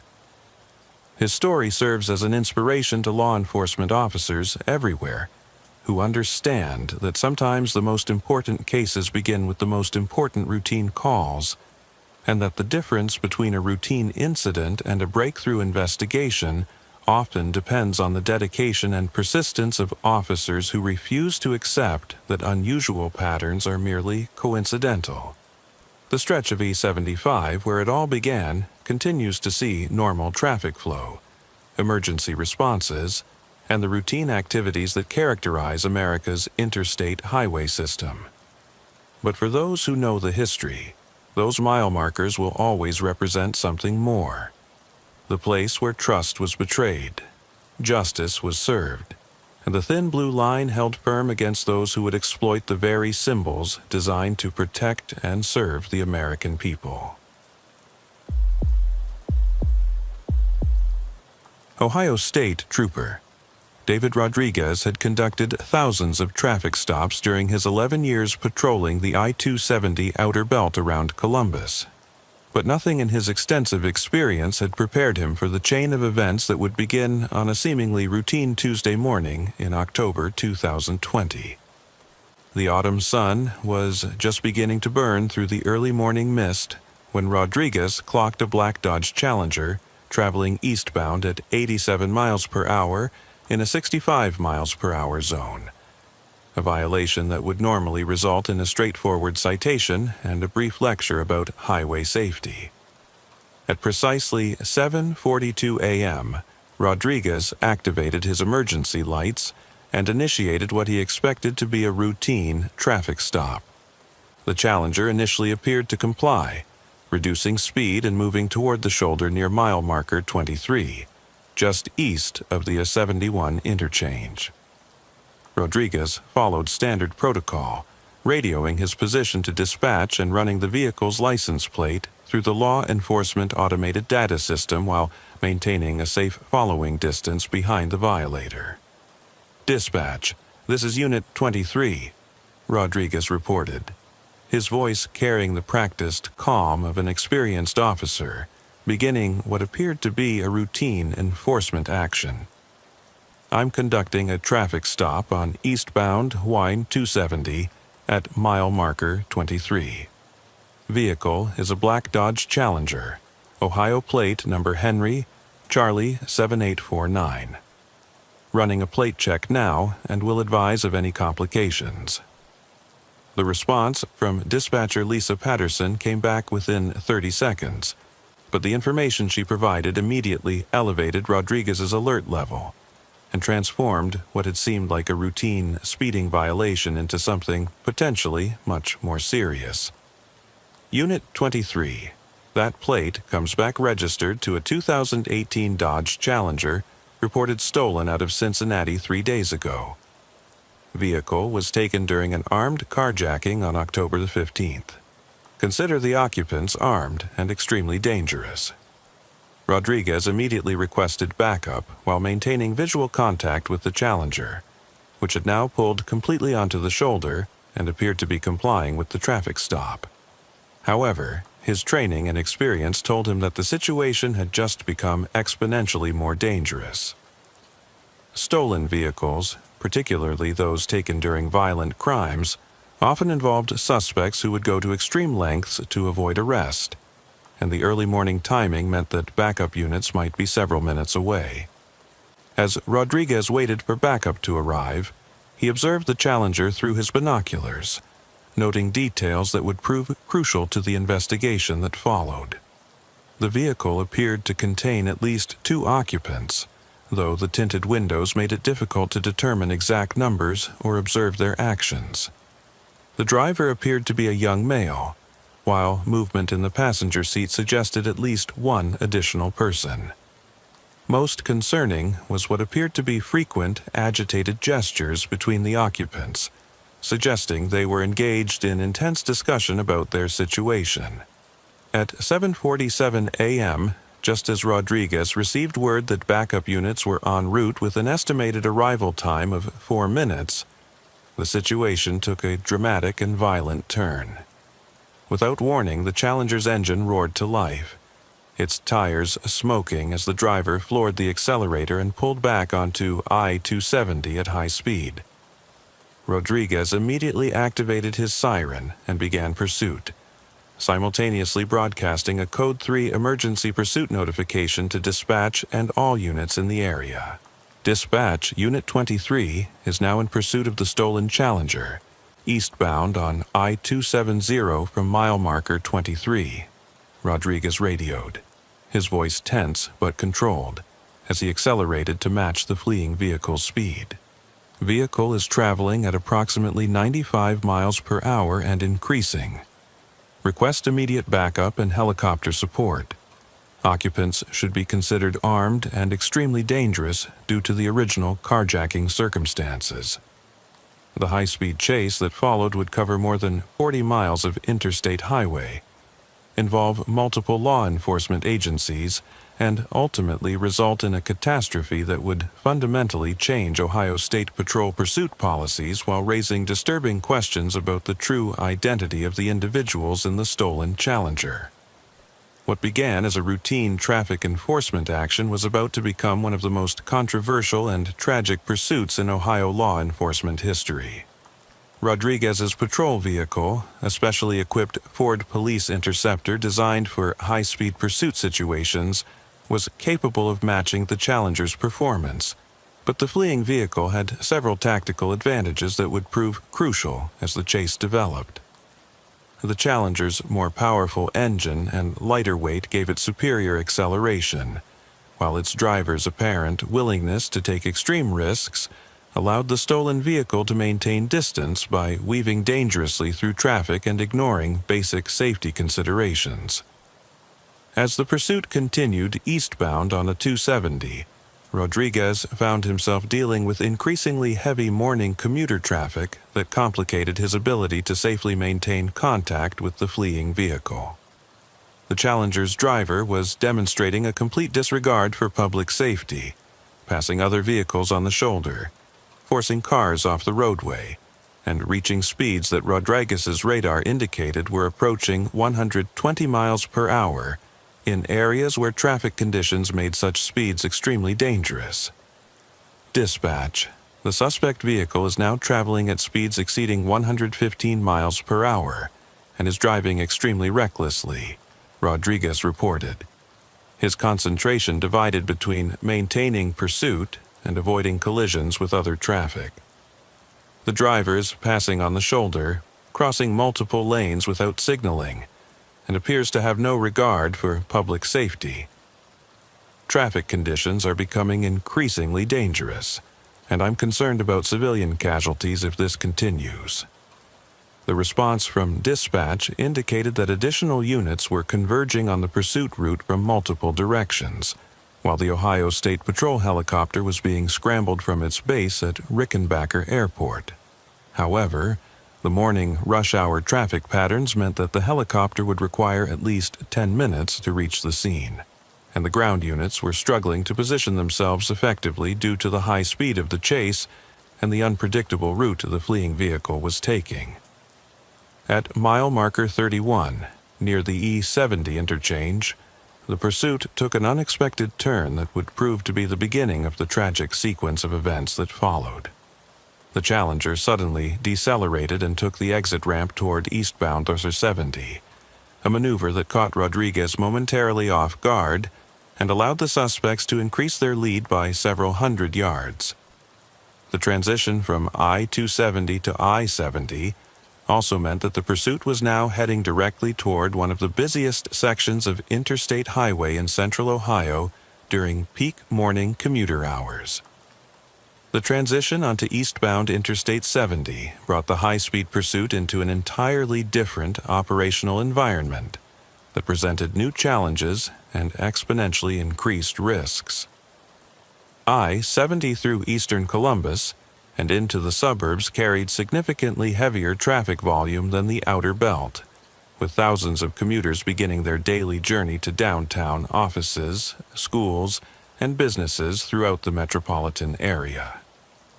The morning rush-hour traffic created a complex and constantly changing obstacle course that both the fleeing suspects and pursuing officers would have to navigate at speeds approaching 130 miles per hour. Rodriguez immediately notified dispatch of the route change and requested that traffic control measures be implemented to warn oncoming motorists of the dangerous situation developing on Interstate 70.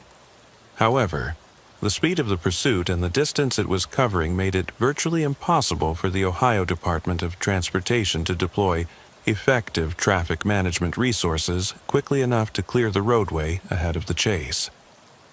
Dispatch: suspects have taken a 70 eastbound from I-270, Rodriguez reported, his voice showing increasing strain as he worked to maintain visual contact with the Challenger while avoiding collisions with morning commuters who were often unaware of the approaching danger until the last possible moment. Traffic volume is extremely heavy and presents significant danger to civilians. Request immediate coordination with ODOT for traffic control and warning systems.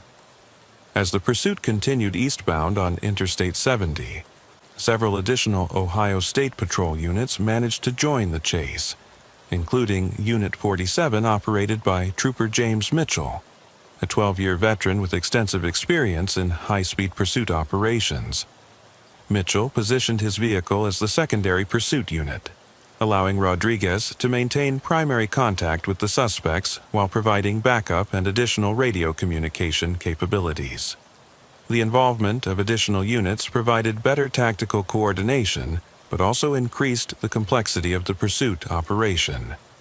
Multiple high-speed vehicles traveling in formation while weaving through heavy traffic created exponentially greater risks for civilian motorists who might not be aware of the approaching danger until patrol cars and the fleeing vehicle were already upon them. The cacophony of sirens and emergency lights created confusion among commuters, many of whom made sudden, unpredictable lane changes that further complicated the tactical situation. At 8:03 a.m., approximately 21 minutes into the pursuit, the situation took a dramatic turn that would prove to be the pivotal moment in the tragic events that followed. Near mile marker 118, approaching the outskirts of Reynoldsburg, morning traffic had begun to slow due to construction zones and increased volume, as suburban commuters merged onto Interstate 70 from various feeder roads. The traffic congestion forced the Challenger to reduce speed to approximately 85 miles per hour, allowing the pursuing patrol units to close the distance significantly. Trooper Mitchell, now running parallel to Rodriguez in the left lane, observed what appeared to be objects being thrown from the passenger side window of the fleeing Challenger. Initial radio reports described these as possible weapons or contraband being discarded by the suspects, but subsequent investigation would reveal that the objects were actually cellular phones and other personal items that the occupants were apparently destroying to prevent identification or evidence recovery. Unit 47 to dispatch, Mitchell radioed. Suspects are throwing objects from the passenger window. Appear to be electronic devices, possibly cell phones, maybe attempting to destroy evidence. Also observing what appears to be increased agitation among vehicle occupants, significant arm movement and gesturing visible through rear window. The intelligence about increased agitation among the suspects proved to be prophetic. Within minutes of Mitchell's observation, the Challenger suddenly swerved across multiple lanes of traffic in what appeared to be either a deliberate attempt to cause accidents involving the pursuing patrol units or a last desperate effort to escape by taking an upcoming exit at dangerous speed. The maneuver forced several civilian vehicles to brake hard and swerve to avoid collisions, creating a chain reaction of dangerous situations across multiple lanes of the interstate. Rodriguez and Mitchell were forced to reduce speed and temporarily break off direct pursuit to avoid collisions with civilian vehicles whose drivers had panicked in response to the Challenger's reckless maneuvering. This brief separation allowed the suspects to increase their lead substantially, but it also provided the pursuing officers with a clearer view of the license plate and vehicle details that would prove crucial to the subsequent investigation. Dispatch: suspects have created multiple traffic hazards and forced pursuing units to reduce speed for civilian safety, Rodriguez reported. We have temporarily increased following distance to prevent civilian casualties, but suspect vehicle is pulling away rapidly. Current speed approximately 110 miles per hour, eastbound on I-70, approaching mile marker 120. The decision to prioritize civilian safety over maintaining close pursuit contact was consistent with Ohio State Patrol policies regarding high-speed chases, but it also allowed the suspects to implement what appeared to be a predetermined escape plan. As Rodriguez and Mitchell worked to safely navigate through the traffic disruption caused by the Challenger's reckless maneuvering, they observed the suspect vehicle take the exit toward State Route 256, heading south toward rural areas where ground pursuit would become significantly more difficult. The transition from interstate highway to rural state routes represented a critical tactical decision point for the pursuing officers. Ohio State Patrol policy required careful consideration of public safety risks when the high-speed pursuits moved from controlled access highways to surface streets and rural roads, where the potential for civilian casualties increased dramatically. However, the serious nature of the original carjacking, combined with the suspect's demonstrated willingness to endanger public safety, argued for continued pursuit despite the increased risks. Lieutenant Robert Anderson, the shift supervisor monitoring the pursuit from the district headquarters, made the decision to authorize continued pursuit, but with modified tactical parameters designed to reduce risks while maintaining pressure on the fleeing suspects. Additional units were directed to establish perimeter positions on parallel roads, while the Ohio State Patrol helicopter, finally airborne from Rickenbacker Airport, was directed to the pursuit area to provide aerial surveillance and coordination. All units involved in the I-70 pursuit, this is Lieutenant Anderson, came the radio transmission that would authorize the continuation of what was already becoming one of the most extensive and dangerous chases in recent Ohio history. You are authorized to continue pursuit with modified protocols. Primary units maintain visual contact but increase following distance. Secondary units establish perimeter positions on parallel routes. Helicopter ETA to scene is approximately 4 minutes. Public safety remains the primary consideration. The pursuit's transition from interstate highways to rural state routes created an entirely different operational environment that presented new tactical challenges and exponentially increased risks for both the pursuing officers and innocent civilians who might encounter the high-speed chase on roads never designed for such dangerous situations. State Route 256 wound through agricultural areas and small communities where the posted speed limits were typically 55 miles per hour or less, making the Challenger's continued speeds of over 100 miles per hour extremely hazardous on roads with curves, hills, and intersections that severely limited visibility. Rodriguez and Mitchell maintained pursuit at a distance of approximately 800 yards, following Ohio State Patrol protocols that required increased separation on surface streets to provide adequate reaction time for unexpected hazards. However, the rural road conditions made visual contact with the fleeing vehicle increasingly difficult, as the Challenger disappeared over hills and around curves that prevented the pursuing officers from maintaining constant surveillance of the suspect's activities and intentions. Unit 23 to dispatch, Rodriguez radioed as the pursuit wound through the countryside east of Reynoldsburg. Suspect vehicle is maintaining speeds of approximately 95 to 105 miles per hour on State Route 256 eastbound. Road conditions include multiple curves and hills that limit visibility. Requesting updated ETA on helicopter support for aerial surveillance. The response from dispatch provided both welcome news about air support and disturbing intelligence about the suspect vehicle's background that would influence tactical decisions for the remainder of the pursuit. Unit 23, helicopter is approximately 2 minutes out and will provide aerial surveillance. Also be advised that Cincinnati PD has updated information on the original carjacking. Suspects were reported to have threatened the victim with what appeared to be automatic weapons, and at least 3 suspects were believed involved in the original crime. Vehicle may contain multiple armed individuals.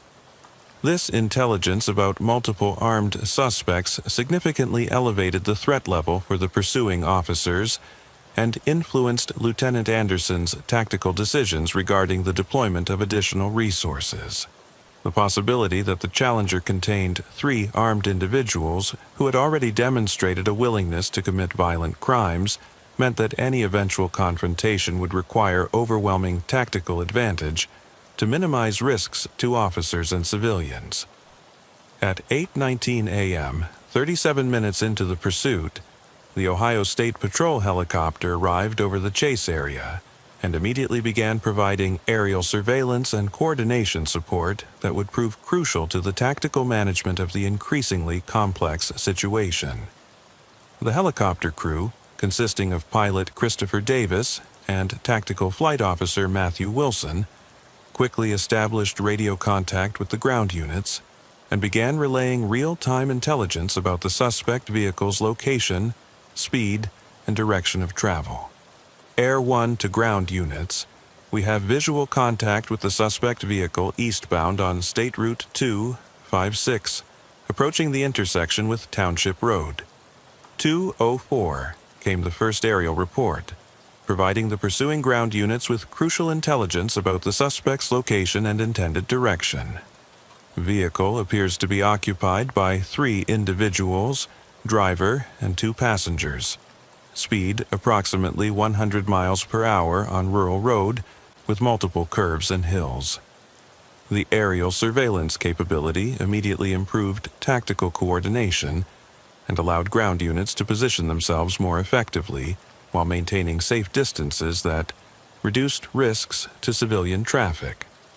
However, the helicopter crew's observations also revealed disturbing details about the suspect's behavior and apparent intentions that suggested the situation might be heading toward an even more dangerous confrontation.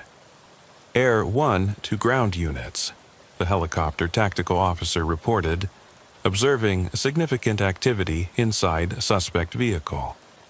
Multiple individuals appear to be handling objects that may be weapons. Also, noting that vehicle appears to be leaking fluid from what may be radiator damage. Possible mechanical issues developing that could affect suspect vehicle performance. The intelligence about possible mechanical problems with the fleeing vehicle created new tactical considerations for the pursuing officers.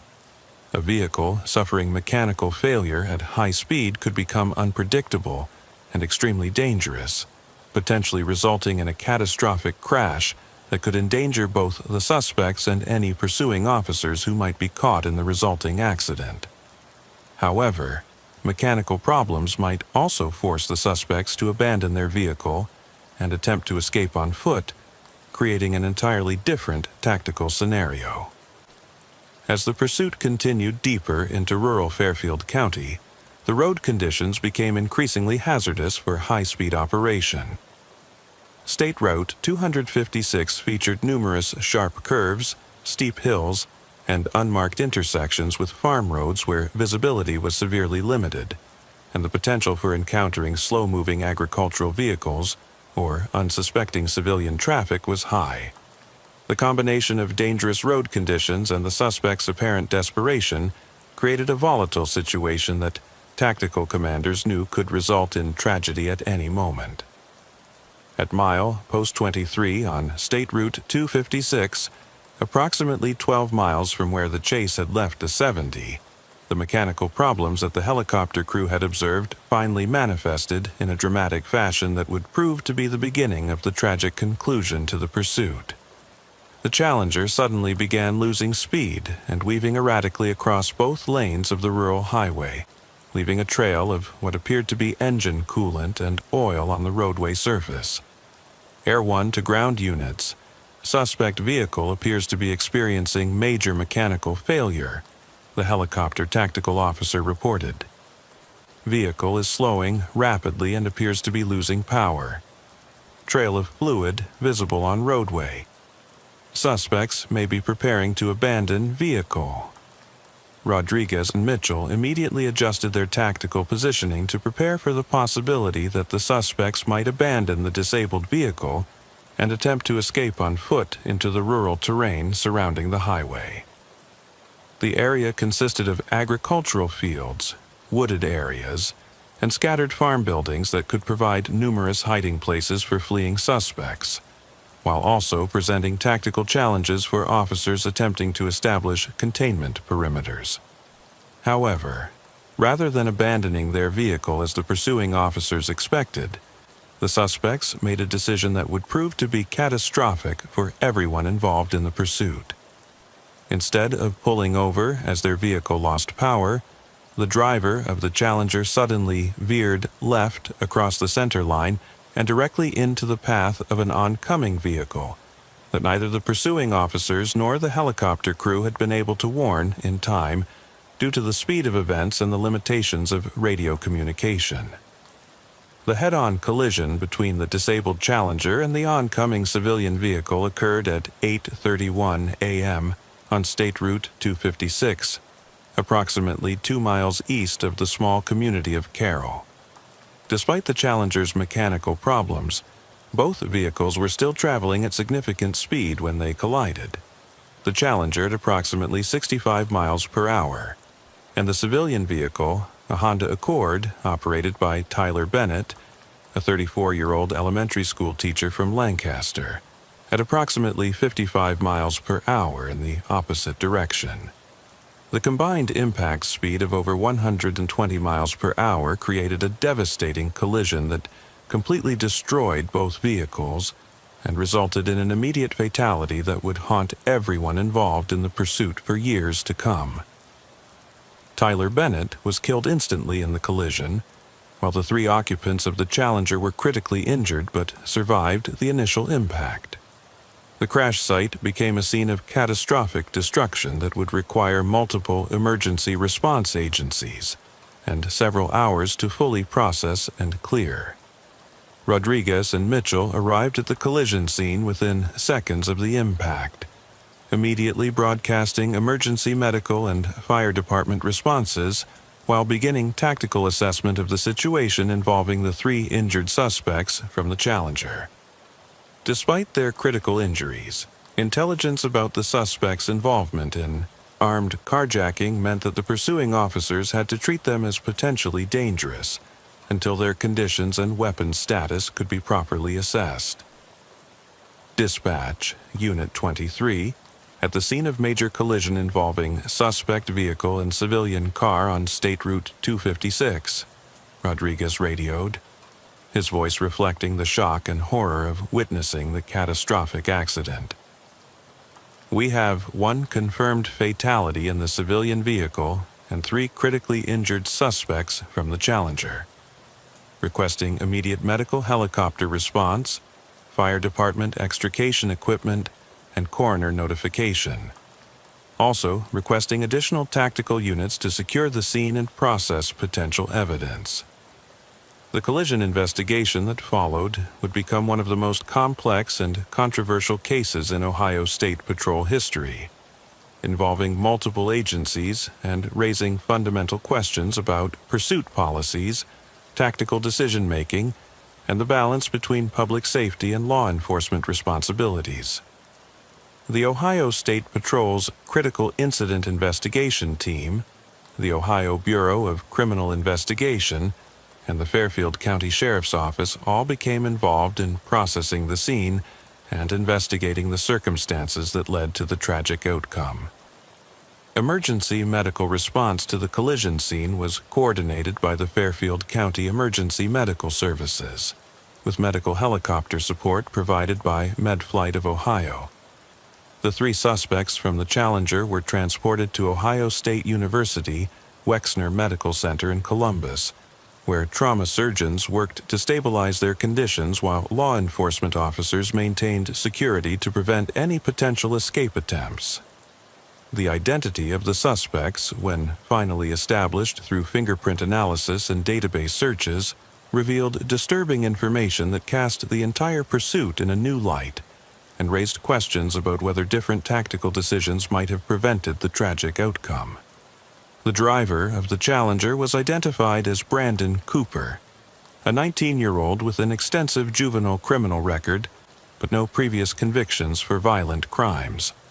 The 2 passengers were Austin Hayes, age 22, and Logan Pierce, age 20, both of whom had minor criminal histories but no previous involvement in serious violent offenses. Most significantly, none of the 3 suspects was found to be carrying weapons at the time of the collision, despite the original carjacking report from Cincinnati that had indicated the presence of automatic weapons during the initial crime. Subsequent investigation by Cincinnati police revealed that the original carjacking victim had been mistaken about the weapons. What he had perceived as firearms were actually realistic toy guns that the suspects had used to intimidate him during the vehicle theft. This revelation about the absence of actual weapons raised difficult questions about the tactical decisions made during the pursuit and whether the level of risk accepted by pursuing officers was appropriate given the actual threat level represented by the suspects. The fact that 3 young men with relatively minor criminal backgrounds had been pursued at high speed for nearly 40 miles, ultimately resulting in the death of an innocent civilian, became a subject of intense scrutiny by both internal affairs investigators and external oversight agencies.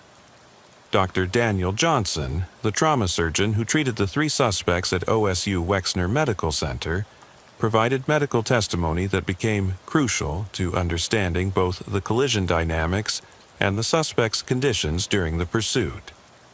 All 3 individuals suffered severe trauma consistent with high-speed frontal collision, Dr. Johnson explained during subsequent legal proceedings.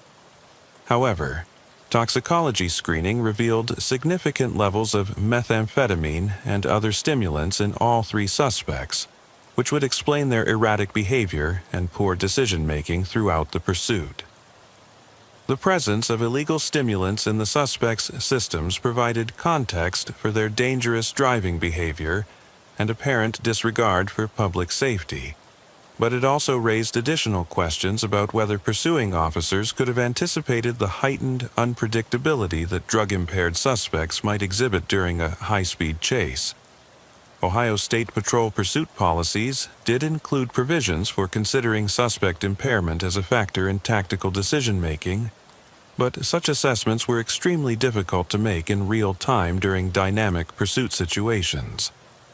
The collision reconstruction performed by the Ohio State Patrol's Technical Crash Investigation Unit provided detailed analysis of the accident dynamics and the factors that contributed to its severity.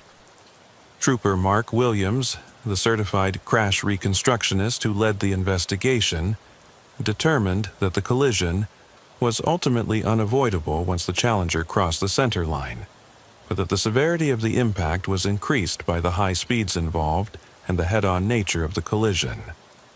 Based on physical evidence, witness statements, and vehicle damage analysis, Williams reported in his official findings, the collision occurred when the suspect vehicle suddenly veered left across the center line and into the path of the oncoming civilian vehicle. The civilian driver had no opportunity to take evasive action due to the sudden nature of the suspect vehicle's movement and the high rate of speed involved.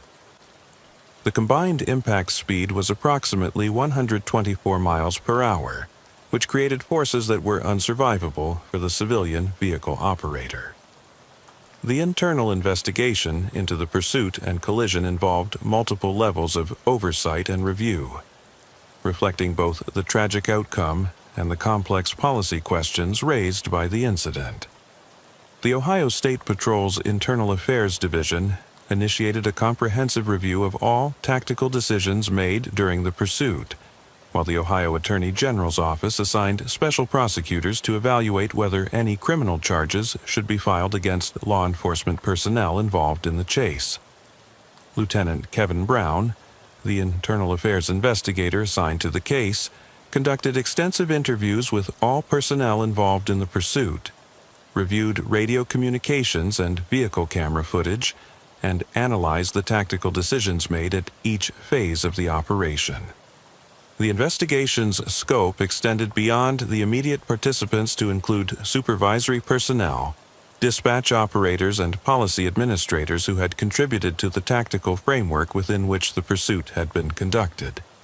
The fundamental question we had to address, Lieutenant Brown explained in his preliminary report, was whether the tactical decisions made by pursuing officers were consistent with Ohio State Patrol policy, and whether those policies themselves were adequate to prevent similar tragedies in the future. This required us to examine not just individual actions, but the entire systemic approach to high-speed pursuit operations. The review of radio communications revealed that pursuing officers had followed established protocols regarding speed management, civilian safety considerations, and tactical coordination throughout most of the pursuit. However, the investigation also identified several decision points where alternative tactical approaches might have been available, including opportunities to terminate the pursuit or transition to surveillance mode using helicopter support. Agent Stephen Miller, the Ohio Bureau of Criminal Investigation special agent assigned to the case, focused his investigation on the suspect's backgrounds and the circumstances surrounding the original carjacking in Cincinnati. His findings revealed significant discrepancies in the initial crime report that had influenced tactical decision-making throughout the pursuit and raised questions about the reliability of intelligence that officers received during dynamic situations. The original carjacking report indicated that the suspects were armed with automatic weapons and had demonstrated extreme violence during the theft, Agent Miller noted in his investigative summary. However, subsequent investigation revealed that the victim had misidentified realistic toy guns as actual firearms, and the level of violence involved was significantly less than initially reported. This intelligence failure contributed to tactical decisions that may not have been necessary, given the actual threat level. The investigation also examined the decision-making process used by supervisory personnel throughout the pursuit, particularly Lieutenant Anderson's authorization to continue the chase, despite increasing risks and changing tactical circumstances. Ohio State Patrol policy required supervisors to continuously evaluate the risk-benefit balance of ongoing pursuits and to terminate chases when risks to public safety exceeded the law enforcement benefits of apprehending the suspects. During his interview with internal affairs investigators, Lieutenant Anderson defended his tactical decisions while acknowledging the tragic outcome that had resulted from the pursuit. Based on the intelligence available at the time, we were dealing with 3 armed suspects who had committed a violent carjacking and were demonstrating complete disregard for public safety, Anderson stated. The decision to continue pursuit was based on the assessment that these individuals posed a significant ongoing threat to public safety if they were allowed to escape. However, the investigation revealed that several opportunities to reassess this tactical calculus had occurred during the pursuit, particularly after the helicopter arrived and provided aerial surveillance capability that could have allowed ground units to maintain contact without direct high-speed pursuit. The failure to transition to surveillance mode once aerial support was available became a key focus of the policy review that followed the incident. Dr. Michelle Clark, a consultant specializing in law enforcement pursuit psychology, was retained by the Attorney General's office to provide expert analysis of the decision-making processes involved in the tragic pursuit. Her evaluation focused on the psychological factors that influence officer behavior during high-stress dynamic situations and the systemic factors that may contribute to pursuit-related tragedies. High-speed pursuits create unique psychological pressures that can affect decision-making in subtle but significant ways, Dr. Clark explained in her expert report. Officers experience elevated stress levels, tunnel vision, and time compression that can impair their ability to continuously reassess tactical situations. Additionally, the pursuit dynamic creates momentum that psychologically favors continuation rather than termination, even when objective risk assessment might suggest alternative approaches. The psychological analysis proved particularly relevant when examining the decision points throughout the pursuit where tactical alternatives might have been available. Dr. Clark's research indicated that officers involved in extended pursuits often develop tunnel vision that focuses their attention on apprehending suspects while reducing their awareness of broader public safety considerations. The tragic outcome of the State Route 256 pursuit prompted a comprehensive review of Ohio State Patrol pursuit policies that would ultimately result in significant changes to training, tactical procedures, and supervisory oversight requirements. The Policy Review Committee, chaired by Colonel Christopher Davis, included representatives from multiple law enforcement agencies, legal experts, and public safety advocates who worked to develop recommendations that would prevent similar tragedies while maintaining effective law enforcement capabilities. The existing Ohio State Patrol pursuit policy, last updated in 2018, provided general guidelines for initiating, continuing, and terminating high-speed chases, but the policy review revealed several areas where more specific guidance was needed. The committee's analysis identified gaps in decision-making criteria, supervisory oversight requirements, and interagency coordination procedures that had contributed to the tragic outcome on State Route 256. Our existing policy framework was generally sound, Colonel Davis explained during public hearings on the policy review. But the Tyler Bennett tragedy revealed that we needed more specific guidance for officers making tactical decisions in dynamic, high-stress situations. We also needed better mechanisms for continuous risk assessment and supervisory intervention throughout extended pursuits. The Policy Review Committee conducted extensive research into pursuit policies used by other state patrol organizations, examining both successful programs that had reduced pursuit-related fatalities and case studies of other tragic outcomes that provided lessons about tactical decision-making and risk management. The committee also consulted with national experts in pursuit management and reviewed academic research on the effectiveness of various tactical approaches. One of the most significant findings of the policy review was the need for more robust supervisory involvement in pursuit operations. The existing policy required supervisory approval for pursuits expected to exceed certain time or distance thresholds, but the review revealed that these thresholds were often exceeded before supervisors could effectively intervene. The new policy framework would require continuous supervisory oversight, with specific decision points for reassessing tactical approaches. The committee also identified the need for better integration of technological capabilities, particularly helicopter support and vehicle tracking systems, that could provide alternatives to traditional ground-based pursuit tactics. The analysis revealed that aerial surveillance capabilities were often underutilized due to deployment delays and coordination challenges, allowing ground pursuits to continue longer than necessary when alternative tactical approaches might have been more appropriate. Captain Amanda Foster, who served on the Policy Review Committee as a representative of field supervisors, emphasized the importance of providing officers with clear decision-making frameworks that could be applied rapidly during dynamic pursuit situations. Officers involved in high-speed pursuits have seconds to make decisions that can have life or death consequences, Captain Foster explained. We needed to provide them with clearer guidelines and better training that would help them make appropriate tactical choices under extreme pressure. The training implications of the policy review were extensive, requiring the development of new curriculum modules focused on pursuit decision-making, risk assessment, and alternative tactical approaches. The Ohio State Patrol Training Academy worked with national experts to develop scenario-based training programs that would help officers practice decision-making skills in simulated high-stress environments. Sergeant Rebecca Turner, the Academy instructor responsible for developing the new pursuit training curriculum, explained that the programs were designed to address both the tactical and psychological aspects of pursuit operations.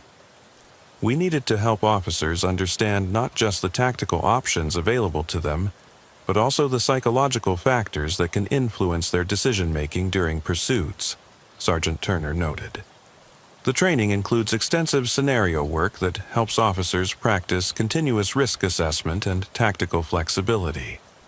The policy review also addressed the broader question of whether certain types of crimes justified the public safety risks inherent in high-speed pursuits.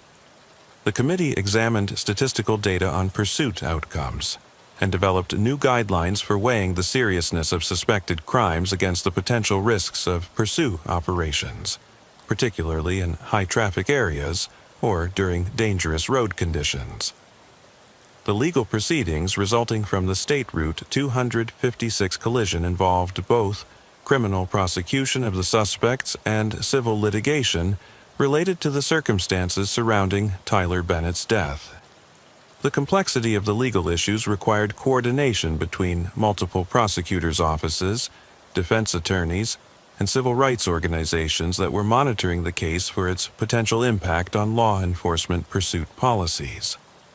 Brandon Cooper, the 19-year-old driver of the Challenger, was ultimately charged with vehicular homicide, fleeing and eluding police, and multiple traffic violations related to the pursuit and collision.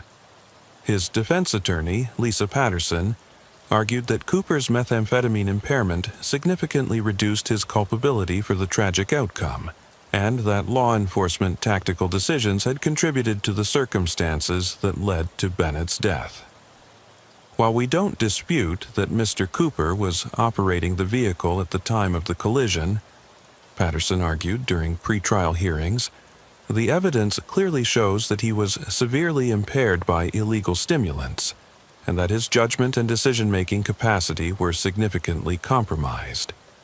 Additionally, the decision by law enforcement to continue a high-speed pursuit through rural areas with oncoming traffic created unnecessarily dangerous conditions that contributed to this tragic outcome. The prosecution, led by Fairfield County Prosecutor Daniel Johnson, maintained that Cooper's drug impairment was a voluntary condition that increased rather than diminished his responsibility for the collision. Johnson's case emphasized Cooper's role in the original carjacking, his decision to flee from law enforcement, and his reckless driving behavior throughout the pursuit that demonstrated a complete disregard for public safety. The defendant made a series of conscious decisions that led directly to Tyler Bennett's death, Prosecutor Johnson argued. He chose to participate in an armed carjacking. He chose to flee from police when confronted with his crimes. And he chose to drive recklessly at extremely high speeds through areas where innocent civilians were at risk. His voluntary drug impairment does not excuse these decisions or reduce his responsibility for their tragic consequences. The two passengers in the Challenger, Austin Hayes and Logan Pierce, were charged with complicity in the original carjacking and various weapons violations, though their injuries from the collision significantly complicated their prosecution. Both men suffered traumatic brain injuries that affected their ability to participate in their own legal defense, requiring extensive medical evaluation and competency hearings to determine their fitness for trial. Dr. Mark Williams, the neurologist who evaluated Hayes and Pierce following their injuries, testified that both men had suffered permanent cognitive impairment as a result of the collision.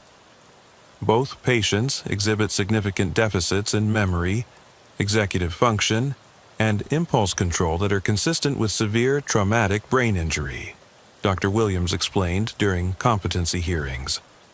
These impairments affect their ability to understand legal proceedings and assist in their own defense. The civil litigation resulting from Bennett's death proved to be equally complex, involving questions about governmental immunity, pursuit policy adequacy, and the allocation of responsibility between law enforcement, agencies, and the criminal suspects. Bennett's family, represented by civil rights attorney Kevin Brown, filed wrongful death lawsuits against the Ohio State Patrol, Fairfield County, and the individual officers involved in the pursuit. Tyler Bennett was an innocent victim who died because law enforcement agencies failed to properly balance public safety considerations against their desire to apprehend suspects in stolen vehicle cases, Attorney Brown argued in court filings. The decision to continue a high-speed pursuit through rural areas with oncoming traffic, particularly after helicopter support became available that could have provided alternative tactical options, represented a failure to follow established policies designed to protect public safety. The defense of the civil litigation was coordinated by the Ohio Attorney General's office, which argued that the pursuing officers had followed established policies and that the ultimate responsibility for Bennett's death lay with the criminal suspects who had initiated the dangerous situation. The state's legal team emphasized the challenges faced by officers making tactical decisions in dynamic, high-stress environments where complete information is often unavailable. Our officers were confronted with a situation involving suspects believed to be armed and dangerous who were demonstrating complete disregard for public safety, argued Assistant Attorney General Stephen Miller. The tactical decisions made throughout the pursuit were reasonable, based on the information available at the time, and the tragic outcome resulted from the criminal actions of the suspects rather than any failure in law enforcement procedures. The civil litigation discovery process revealed extensive documentation about pursuit policies, training procedures, and decision-making protocols that became the subject of intense scrutiny by both legal teams and expert witnesses. The depositions of pursuing officers provided detailed insights into their thought processes during the chase, while expert testimony addressed questions about alternative tactical approaches and industry standards for pursuit management.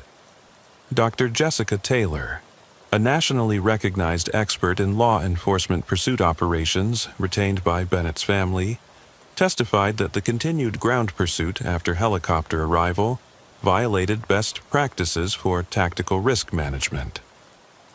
Once aerial surveillance became available, established tactical doctrine calls for transitioning to surveillance mode to reduce risks while maintaining contact with suspects, Dr. Taylor explained during her deposition.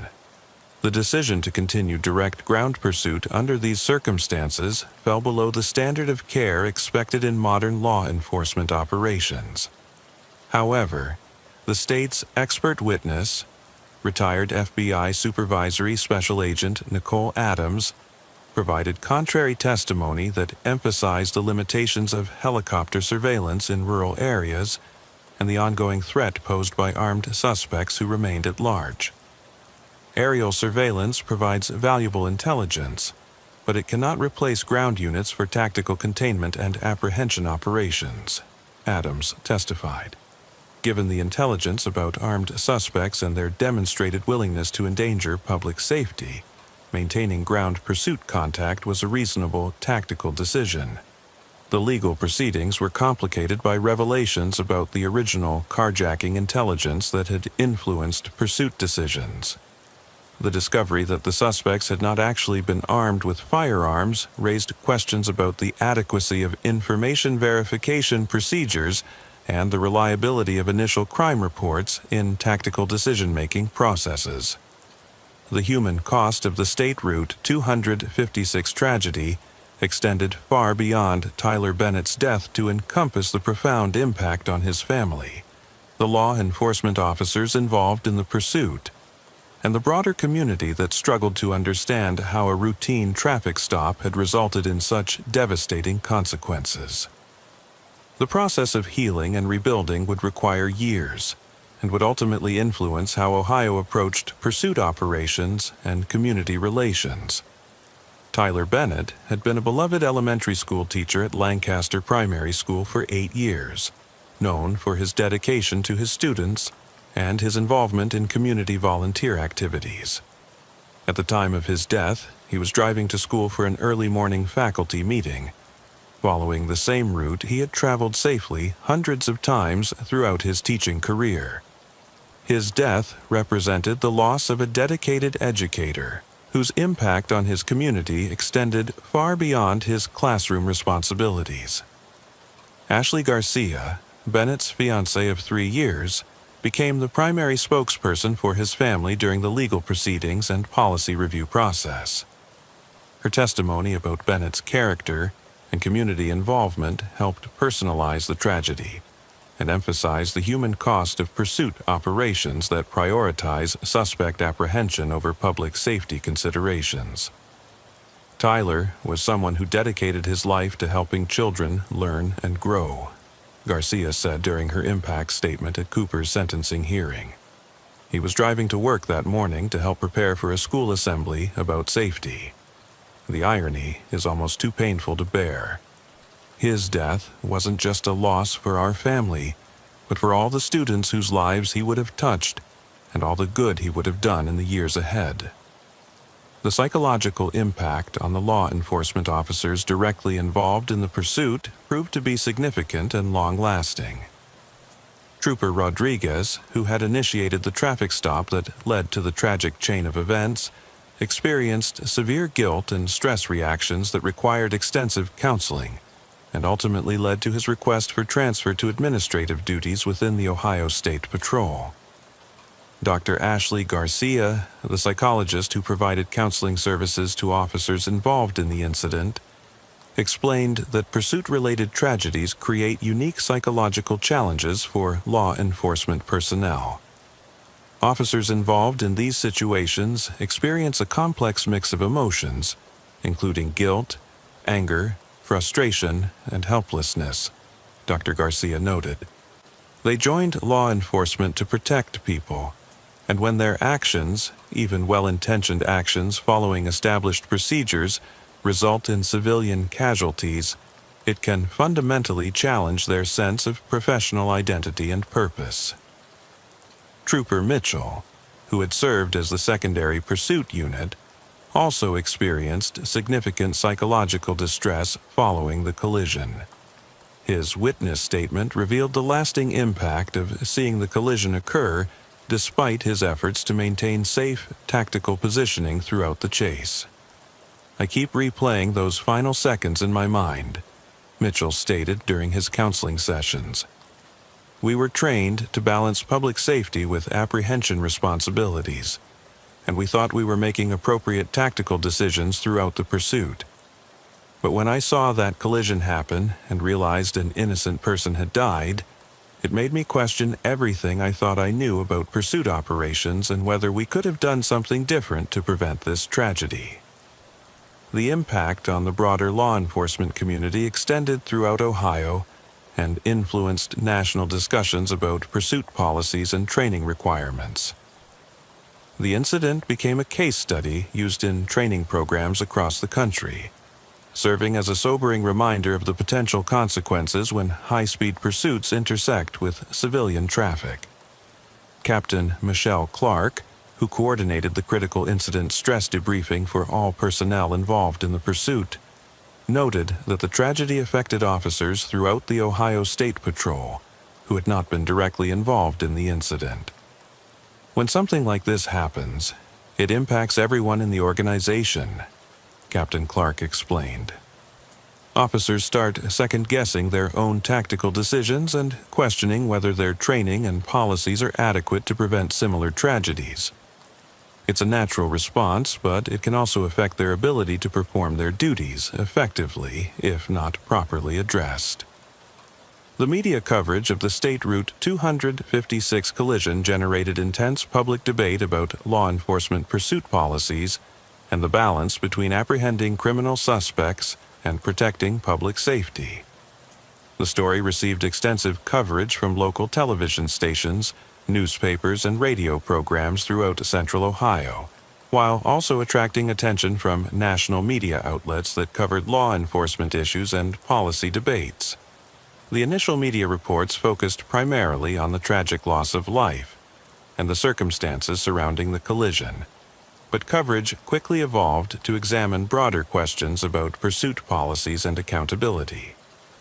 The revelation that the suspects had not actually been armed with real weapons became a particularly significant aspect of the media narrative, raising questions about the tactical decisions that had led to the prolonged pursuit.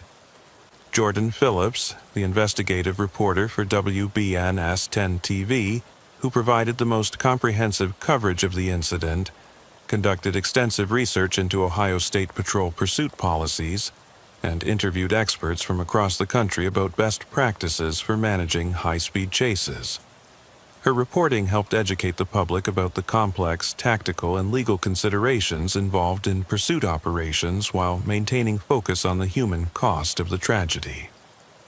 The Tyler Bennett case illustrates the incredibly difficult decisions that law enforcement officers face during pursuit situations, Phillips reported in her series on the incident.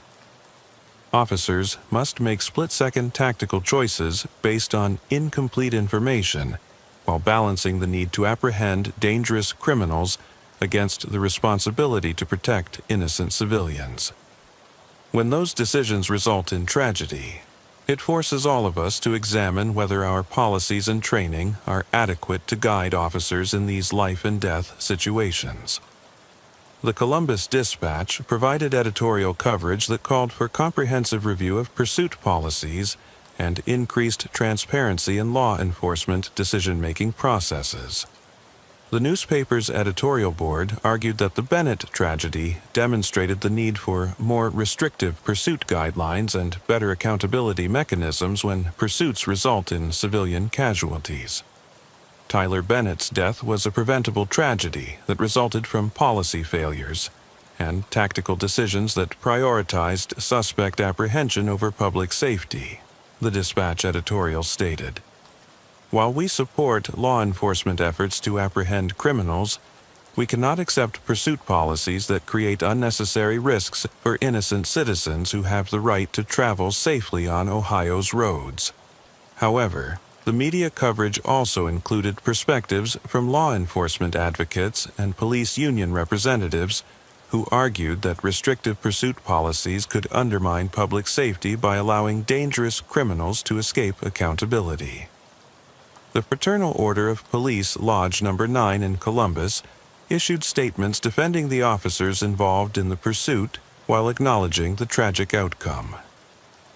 Our officers were faced with an impossible situation involving suspects who had committed violent crimes and were demonstrating complete disregard for public safety, the FOP statement read. While we deeply regret Tyler Bennett's death and extend our condolences to his family, we cannot allow this tragedy to result in policies that would essentially give criminals carte blanche to flee from law enforcement without consequences. The social media response to the incident reflected the polarized nature of public opinion regarding law enforcement accountability and pursuit policies. Facebook groups and Twitter discussions featured heated debates between supporters of law enforcement who emphasized the challenges officers face and critics who argued for more restrictive pursuit guidelines and greater accountability for tragic outcomes. Dr. Casey Morgan, a communications professor at Ohio State University, who studied public opinion regarding law enforcement issues, noted that the Bennett case generated particularly intense responses due to its intersection of multiple controversial topics. This case touches on questions about police accountability, public safety, criminal justice policy, and the appropriate use of force by government agents, Dr. Morgan explained. It's not surprising that it generated such passionate responses from people across the political spectrum. The media attention ultimately influenced the policy review process by maintaining public focus on the need for reform and accountability. The extensive coverage ensured that policymakers and law enforcement administrators could not simply wait for public attention to fade before addressing the systemic issues that had contributed to the tragedy. As the investigation into the State Route 256 tragedy deepened, law enforcement agencies worked to understand the backgrounds and motivations of the three young men whose decisions had initiated the fatal chain of events. The detailed background investigation revealed a complex picture of individuals whose relatively minor criminal histories had not predicted their involvement in the violent carjacking and subsequent high-speed flight that resulted in Tyler Bennett's death. Brandon Cooper, the 19-year-old driver of the stolen Challenger, had grown up in a troubled household in Cincinnati, where domestic violence and substance abuse had created an unstable environment that contributed to his early involvement in criminal activity. His juvenile record included several arrests for theft and drug possession, but nothing in his history suggested a propensity for the violent behavior that characterized the carjacking and pursuit. Social services records obtained during the investigation revealed that Cooper had been removed from his home twice during his childhood due to neglect and abuse, spending several years in foster care before returning to live with relatives. His academic performance had declined significantly during high school, and he had dropped out during his senior year despite showing above-average intelligence on standardized tests. Brandon was a kid who never really had a fair chance, explained Riley Parker, his former foster mother who had cared for him during middle school years. He was bright and could be very charming when he wanted to be, but he had so much anger and hurt from his childhood experiences. We tried to get him counseling and support, but the system just didn't provide the long-term consistency he needed to overcome his early trauma. The investigation revealed that Cooper had begun using methamphetamine regularly during his late teens, a development that his former counselors and social workers identified as a turning point that had accelerated his involvement in more serious criminal activity. The drug use had also contributed to increasingly erratic behavior and poor decision-making that may have influenced his actions during the carjacking and pursuit. Austin Hayes, the 22-year-old passenger, had a somewhat different background that included military service and previous employment in legitimate jobs, but also included struggles with substance abuse that had derailed his attempts to maintain stable housing and employment. Hayes had served briefly in the Army National Guard before receiving a discharge related to drug use, ending what had been a promising opportunity for career development and stability. Family members interviewed during the investigation described Hayes as someone who had struggled to find direction in life, but who had not previously been involved in violent crimes. His criminal history included several arrests for drug possession and minor theft charges, but nothing that suggested he would participate in the type of violent carjacking that had initiated the tragic pursuit. Austin was always trying to get his life together, but he couldn't seem to stay away from drugs and the people who used them, explained his sister Dakota Smith, a nurse who had repeatedly attempted to help him with his addiction issues. He wasn't a violent person by nature, but when he was using drugs, especially methamphetamine, he would make terrible decisions and get involved with dangerous people. I think he got caught up in something that was way beyond what he had ever done before. Logan Pierce, the 20-year-old second passenger, had perhaps the most minor criminal background of the three suspects, with only a few arrests for marijuana possession and underage drinking. His involvement in the carjacking appeared to have been largely circumstantial, as evidence suggested he had been recruited by Cooper and Hayes only hours before the crime occurred. Pierce's family described him as someone who was easily influenced by others, and who often made poor decisions when trying to fit in with groups that he perceived as exciting or adventurous.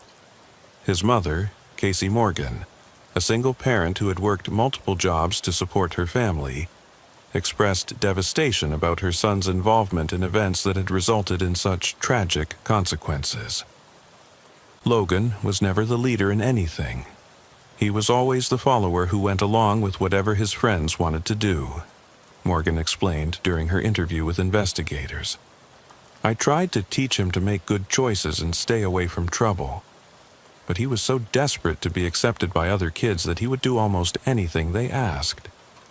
I never imagined that would lead to something like this. The drug screening results from all three suspects revealed significant levels of methamphetamine and other stimulants that would have severely impaired their judgment and increased their aggressiveness during both the carjacking and the subsequent pursuit. The toxicology evidence helped explain their apparently irrational decision-making, but also raised questions about their legal culpability given their voluntary impairment. Dr. Hunter Brooks, the forensic psychiatrist who evaluated all three suspects for the court proceedings, concluded that their substance abuse had contributed significantly to their involvement in the crimes, but did not constitute a legal defense for their actions.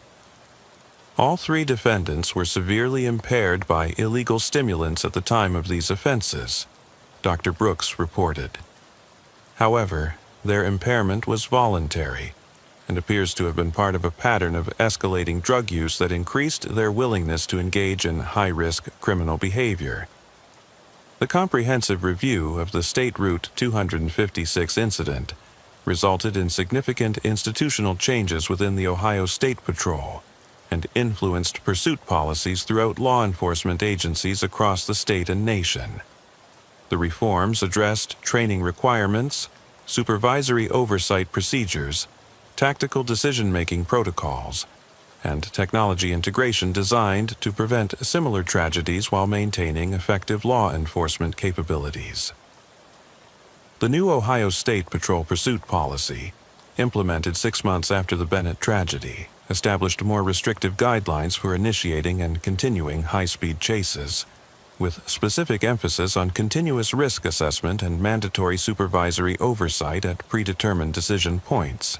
The revised policy required pursuing officers to articulate specific justifications for continued pursuit every 5 minutes during chases exceeding certain speed or duration thresholds. Colonel Matthew Wilson, who oversaw the policy implementation, explained that the changes were designed to maintain tactical flexibility while ensuring that risk-benefit assessments were conducted continuously throughout pursuit operations. The new policy doesn't prohibit pursuits, but it requires officers and supervisors to continuously evaluate whether the law enforcement benefits of apprehending suspects justify the risks to public safety. Colonel Wilson noted during training sessions for department personnel. The policy changes included mandatory transition to surveillance mode when helicopter support became available, unless specific tactical circumstances required continued ground pursuit. This requirement addressed one of the key tactical decisions that had been criticized in the Bennett case, and provided clearer guidance for officers facing similar situations in the future. The Ohio State Patrol Training Academy developed extensive new curriculum modules focused on pursuit decision-making that incorporated lessons learned from the Bennett tragedy and other pursuit-related incidents from across the country. The training programs used scenario-based exercises that required officers to practice continuous risk assessment and tactical flexibility under simulated high-stress conditions. Sergeant Daniel Johnson, the Academy instructor who developed much of the new curriculum, emphasized that the training was designed to help officers understand both the tactical options available to them and the psychological factors that can influence decision-making during pursuits. We needed to help officers recognize that the goal of any pursuit is public safety, not just suspect apprehension, Sergeant Johnson explained. Sometimes the best tactical decision is to terminate direct pursuit and rely on other methods to locate and apprehend suspects. The technological improvements implemented as a result of the policy review included enhanced GPS tracking capabilities for patrol vehicles, improved radio communication systems, and better coordination protocols with helicopter units. These technological enhancements were designed to provide pursuing officers and supervisors with better real-time information about pursuit locations, speeds, and tactical options. The integration of predictive technology that could provide officers with information about upcoming road conditions, traffic patterns, and potential hazards became a significant component of the new tactical approach. The system used GPS data and traffic monitoring information to alert pursuing officers about dangerous intersections, construction zones, school areas, and other locations where continued pursuit might pose unacceptable risks to public safety. Captain Mark Williams, who coordinated the technology integration project, noted that the new systems provided officers with information that had never been available during dynamic pursuit situations. Officers involved in high-speed pursuits now have access to real-time information about what lies ahead on their pursuit route, Captain Williams explained. This allows them to make more informed tactical decisions and help supervisors understand the risks involved in authorizing continued pursuit. The institutional changes also addressed interagency coordination and communication protocols that had been identified as problematic during the Bennett incident investigation. New procedures were established for coordinating pursuits that crossed jurisdictional boundaries and for sharing real-time intelligence about suspect vehicles and tactical situations. The development of new training protocols following the State Route 256 tragedy represented one of the most comprehensive reforms in Ohio State Patrol history, incorporating cutting-edge research in decision-making psychology, tactical operations, and technology integration. The training revolution extended beyond basic pursuit procedures to encompass leadership development, stress management, and community relations components designed to address the broader implications of law enforcement operations. The cornerstone of the new training approach was the implementation of reality-based scenario training that placed officers in simulated pursuit situations requiring them to make complex tactical decisions under time pressure and stress. The scenarios incorporated variables such as weather conditions, traffic density, suspect behavior patterns, and available resources to create training environments that closely replicated real-world operational challenges. Lieutenant Kevin Brown, the training coordinator who oversaw the scenario development, explained that the programs were designed to help officers practice the decision-making, skills that had been identified as crucial during the Bennett incident investigation. We needed to move beyond traditional classroom instruction to provide officers with opportunities to practice tactical decision-making in environments that simulate the stress and time pressure they face during actual pursuits, Lieutenant Brown noted. The scenario training included specific modules focused on the psychological aspects of pursuit operations, addressing the tunnel vision and adrenaline effects that can impair officer judgment during high-stress situations. Officers learned techniques for maintaining situational awareness, conducting continuous risk assessments, and communicating effectively with supervisors and other units during dynamic operations. Dr. Stephen Miller, the police psychology consultant who helped develop the training curriculum, emphasized that the programs were designed to address both conscious and unconscious factors that influence officer behavior during pursuits. High-speed chases create unique psychological environments that can override normal decision-making processes, Dr. Miller explained. Our training helps officers recognize these psychological factors and provides them with tools for maintaining tactical objectivity even under extreme stress. The training programs also incorporated extensive instruction in alternative tactical approaches that could be used instead of traditional direct pursuit methods. Officers learned about surveillance techniques, perimeter establishment, predictive positioning, and technology-assisted tracking that could provide effective suspect apprehension while reducing risks to public safety. The integration of helicopter operations into the training curriculum addressed one of the specific tactical issues identified during the Bennett incident investigation. Officers learned about the capabilities and limitations of aerial support, communication protocols for coordinating with flight crews, and decision-making frameworks for transitioning between ground pursuit and aerial surveillance modes.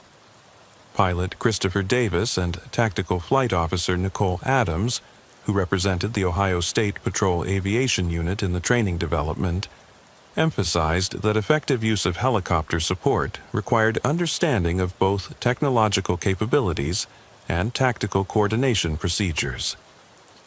Aerial surveillance can provide tremendous tactical advantages, but only if ground units understand how to integrate helicopter operations into their tactical planning, Pilot Davis explained during instructor training sessions. The supervisory training components addressed the leadership and decision-making responsibilities that had been identified as crucial during the Bennett incident investigation. Supervisors learned about risk assessment methodologies, tactical decision-making frameworks, and communication techniques for managing complex multi-unit operations under stress. The training programs also addressed the community relations implications of pursuit operations, helping officers understand how their tactical decisions affect public trust and community safety. This component included instruction in public communication, media relations, and community engagement techniques designed to maintain transparency and accountability in law enforcement operations. The legal proceedings resulting from the State Route 256 tragedy established several important precedents in Ohio law regarding governmental immunity, pursuit policies, and officer liability that would influence similar cases throughout the state and region. The complex appellate process involved multiple levels of review and attracted attention from legal scholars and civil rights organizations monitoring law enforcement accountability issues. The trial court's initial ruling in the civil litigation brought by Tyler Bennett's family established that Ohio State Patrol officers could be held liable for tactical decisions that violated established policies or fell below professional standards, even when those decisions were made during high-stress emergency situations. The ruling represented a significant departure from previous interpretations of governmental immunity that had generally protected officers from civil liability for tactical decisions made during the course of their duties. Judge Amanda Foster, who presided over the initial civil proceedings, explained her reasoning in a detailed written opinion that became widely cited in legal scholarship and training programs. While law enforcement officers must be afforded reasonable latitude in making tactical decisions under dangerous and dynamic circumstances, this latitude does not extend to decisions that clearly violate established policies designed to protect public safety, Judge Foster wrote. When officers' actions fall below professional standards in ways that directly contribute to civilian casualties, the immunity traditionally afforded to governmental actors must be balanced against the public's right to accountability and compensation. The Ohio Court of Appeals upheld the basic framework of Judge Foster's ruling, but modified several aspects of the liability standard in ways that provided additional protections for officers while maintaining accountability for policy violations. The appellate court's decision emphasized the importance of evaluating officer actions based on the information available at the time decisions were made, rather than with the benefit of hindsight about outcomes. Justice Rebecca Turner, who authored the Court of Appeals opinion, noted that pursuit situations create unique challenges for applying traditional liability standards due to their dynamic nature and the limited time available for decision-making. Courts must be careful to avoid imposing liability based on outcomes rather than the reasonableness of officers' decisions given the information and circumstances they faced at the time, Justice Turner wrote. However, this principle does not excuse decisions that clearly violate established policies or professional standards designed to protect public safety. The criminal prosecution of Brandon Cooper proceeded through multiple appeal levels, as his defense attorneys challenged both the charges and the sentences imposed following his conviction on vehicular homicide and related charges. The appellate process addressed questions about the relationship between voluntary intoxication and criminal liability, as well as the role of law enforcement tactical decisions in contributing to tragic outcomes. The Ohio Supreme Court's eventual review of the case focused primarily on the criminal liability standards applicable to defendants, whose impairment contributed to fatal accidents during police pursuits. The court's decision established that voluntary drug intoxication could not serve as a complete defense to vehicular homicide charges, but could be considered as a mitigating factor during sentencing proceedings. Chief Justice Lisa Patterson authored the majority opinion that balanced the need to hold criminal defendants accountable for their actions while recognizing the complex circumstances that can contribute to pursuit-related tragedies. While voluntary intoxication cannot excuse criminal behavior that results in loss of life, courts must consider all relevant circumstances when determining appropriate sentences, Chief Justice Patterson wrote. This includes consideration of the defendant's impairment, background circumstances, and the role that other factors may have played in creating the dangerous situation that led to tragedy. The legal precedents established through the Bennett case influenced similar litigation throughout Ohio and neighboring states, creating new frameworks for evaluating law enforcement liability and criminal defendant responsibility in pursuit-related incidents. Law schools began incorporating the case into their curricula as an example of the complex legal issues that arise when governmental authority intersects with criminal behavior in ways that result in civilian casualties. Professor Daniel Johnson of Ohio State University's Moritz College of Law, who wrote extensively about the Bennett case's legal implications, noted that the decisions represented an important evolution in balancing law enforcement authority with accountability principles. The Bennett case established that officers can be held liable for tactical decisions that violate established policies, while also recognizing the unique challenges of making decisions under extreme stress, Professor Johnson explained. This balance is crucial for maintaining both effective law enforcement and public trust in government institutions. The process of community healing following the State Route 256 tragedy involved extensive efforts by law enforcement agencies, local government, and civic organizations to rebuild trust and implement reforms that would prevent similar incidents while maintaining effective public safety services. The healing process extended over several years and required sustained commitment from all stakeholders to address the underlying issues that had contributed to the tragic outcome. The Ohio State Patrol initiated a comprehensive community engagement program designed to improve transparency and communication with the public about pursuit policies, tactical procedures, and officer training requirements. The program included regular public meetings where citizens could ask questions about law enforcement operations and provide input about policy development and implementation. Major Michelle Clark, who coordinated the community engagement efforts, explained that the program was designed to rebuild trust through transparency and accountability rather than simply waiting for public attention to fade. We recognized that Tyler Bennett's death had damaged the community's trust in our operations, and we knew that rebuilding that trust would require ongoing effort and genuine commitment to reform, Major Clark noted during one of the public meetings.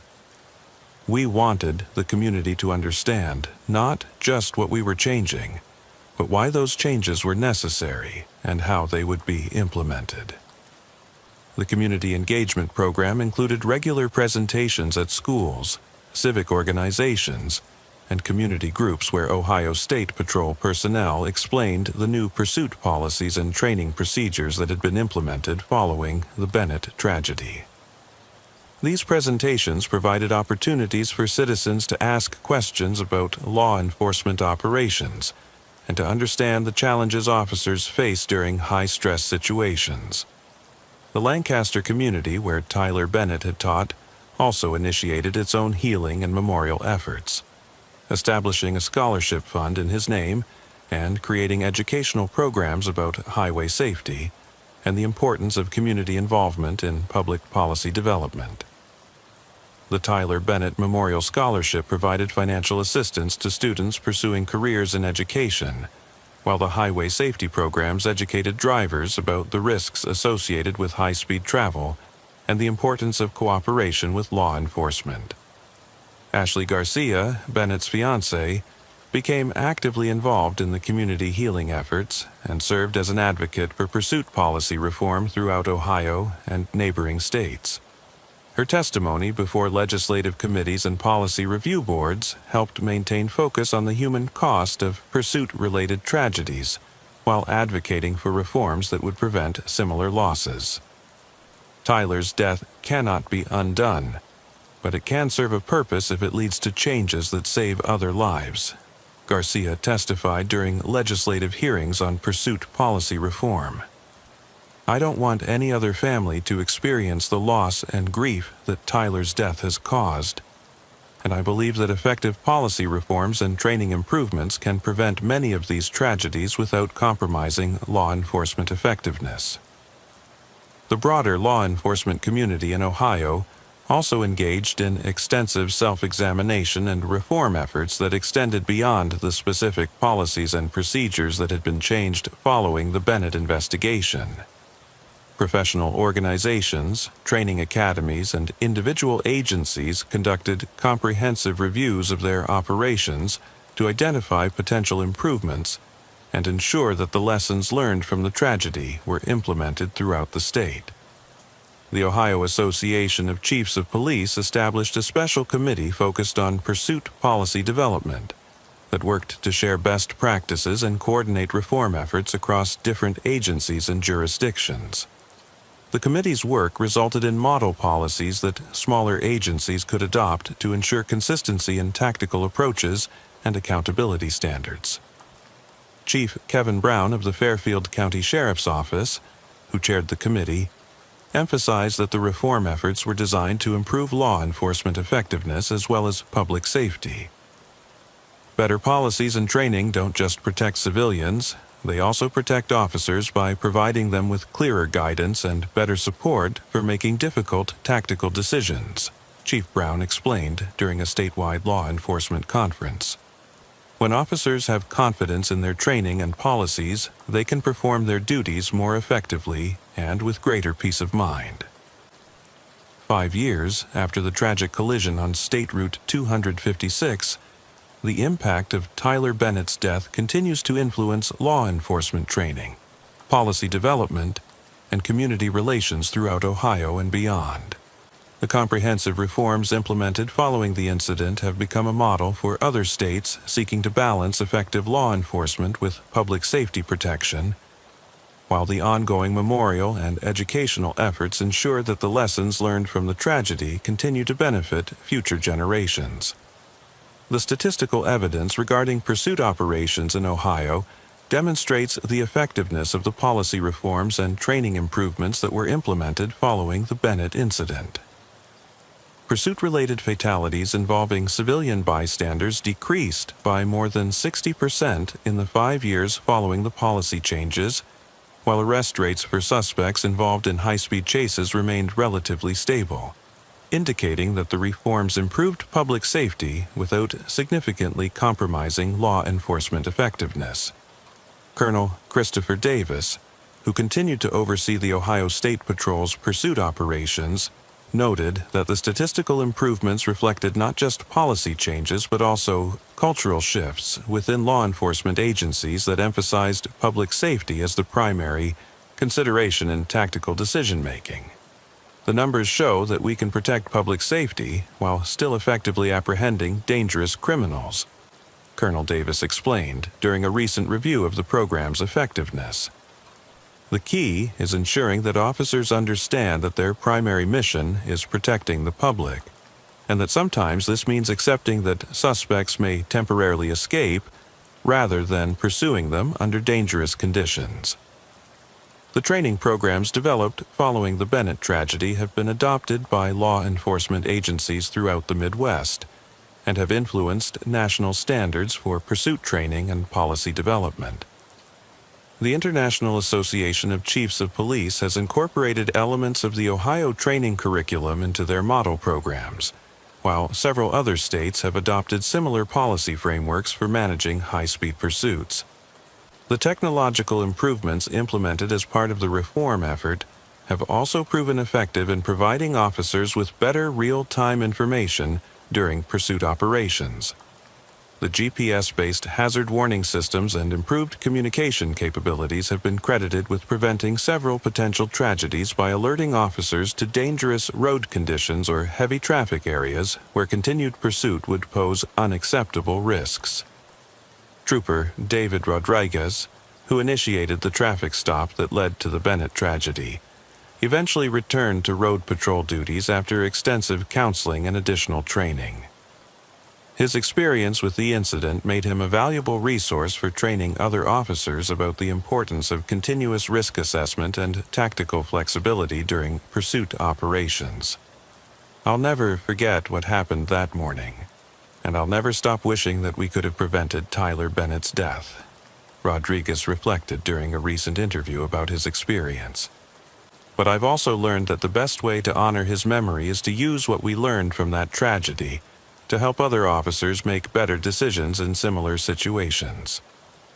The training and policy changes we've implemented won't bring Tyler back, but they might save other lives, and that gives some meaning to a senseless tragedy. The community healing efforts initiated following the Bennett incident have evolved into ongoing programs that continue to strengthen the relationship between law enforcement and the communities they serve. The regular public meetings and educational programs have become permanent features of Ohio State Patrol operations, providing ongoing opportunities for citizen input and maintaining transparency about law enforcement policies and procedures. Ashley Garcia continues her advocacy work for pursuit policy reform and has become a nationally recognized speaker on issues related to law enforcement accountability and traffic safety. Her testimony before legislative committees and policy review boards has influenced reform efforts in more than a dozen states, while her educational presentations at law enforcement training academies have helped thousands of officers understand the human cost of tactical decisions made during high-stress situations. Tyler's death taught all of us that every tactical decision has human consequences that extend far beyond the immediate situation, Garcia explained during a recent speaking engagement at the FBI National Academy. When officers understand that their decisions affect real people with families, dreams, and contributions to make to their communities, it changes how they think about risk assessment and tactical priorities. That's the legacy I want Tyler's death to leave. Better decision-making that protects everyone involved in these dangerous situations. The Tyler Bennett Memorial Scholarship has provided educational assistance to more than 50 students pursuing careers in education, ensuring that his commitment to helping young people learn and grow continues to have impact long after his death. The recipients of the scholarship often speak about how Bennett's example has influenced their own career goals and commitment to serving their communities. The ongoing research and policy development inspired by the Bennett case continues to influence law enforcement practices throughout the United States.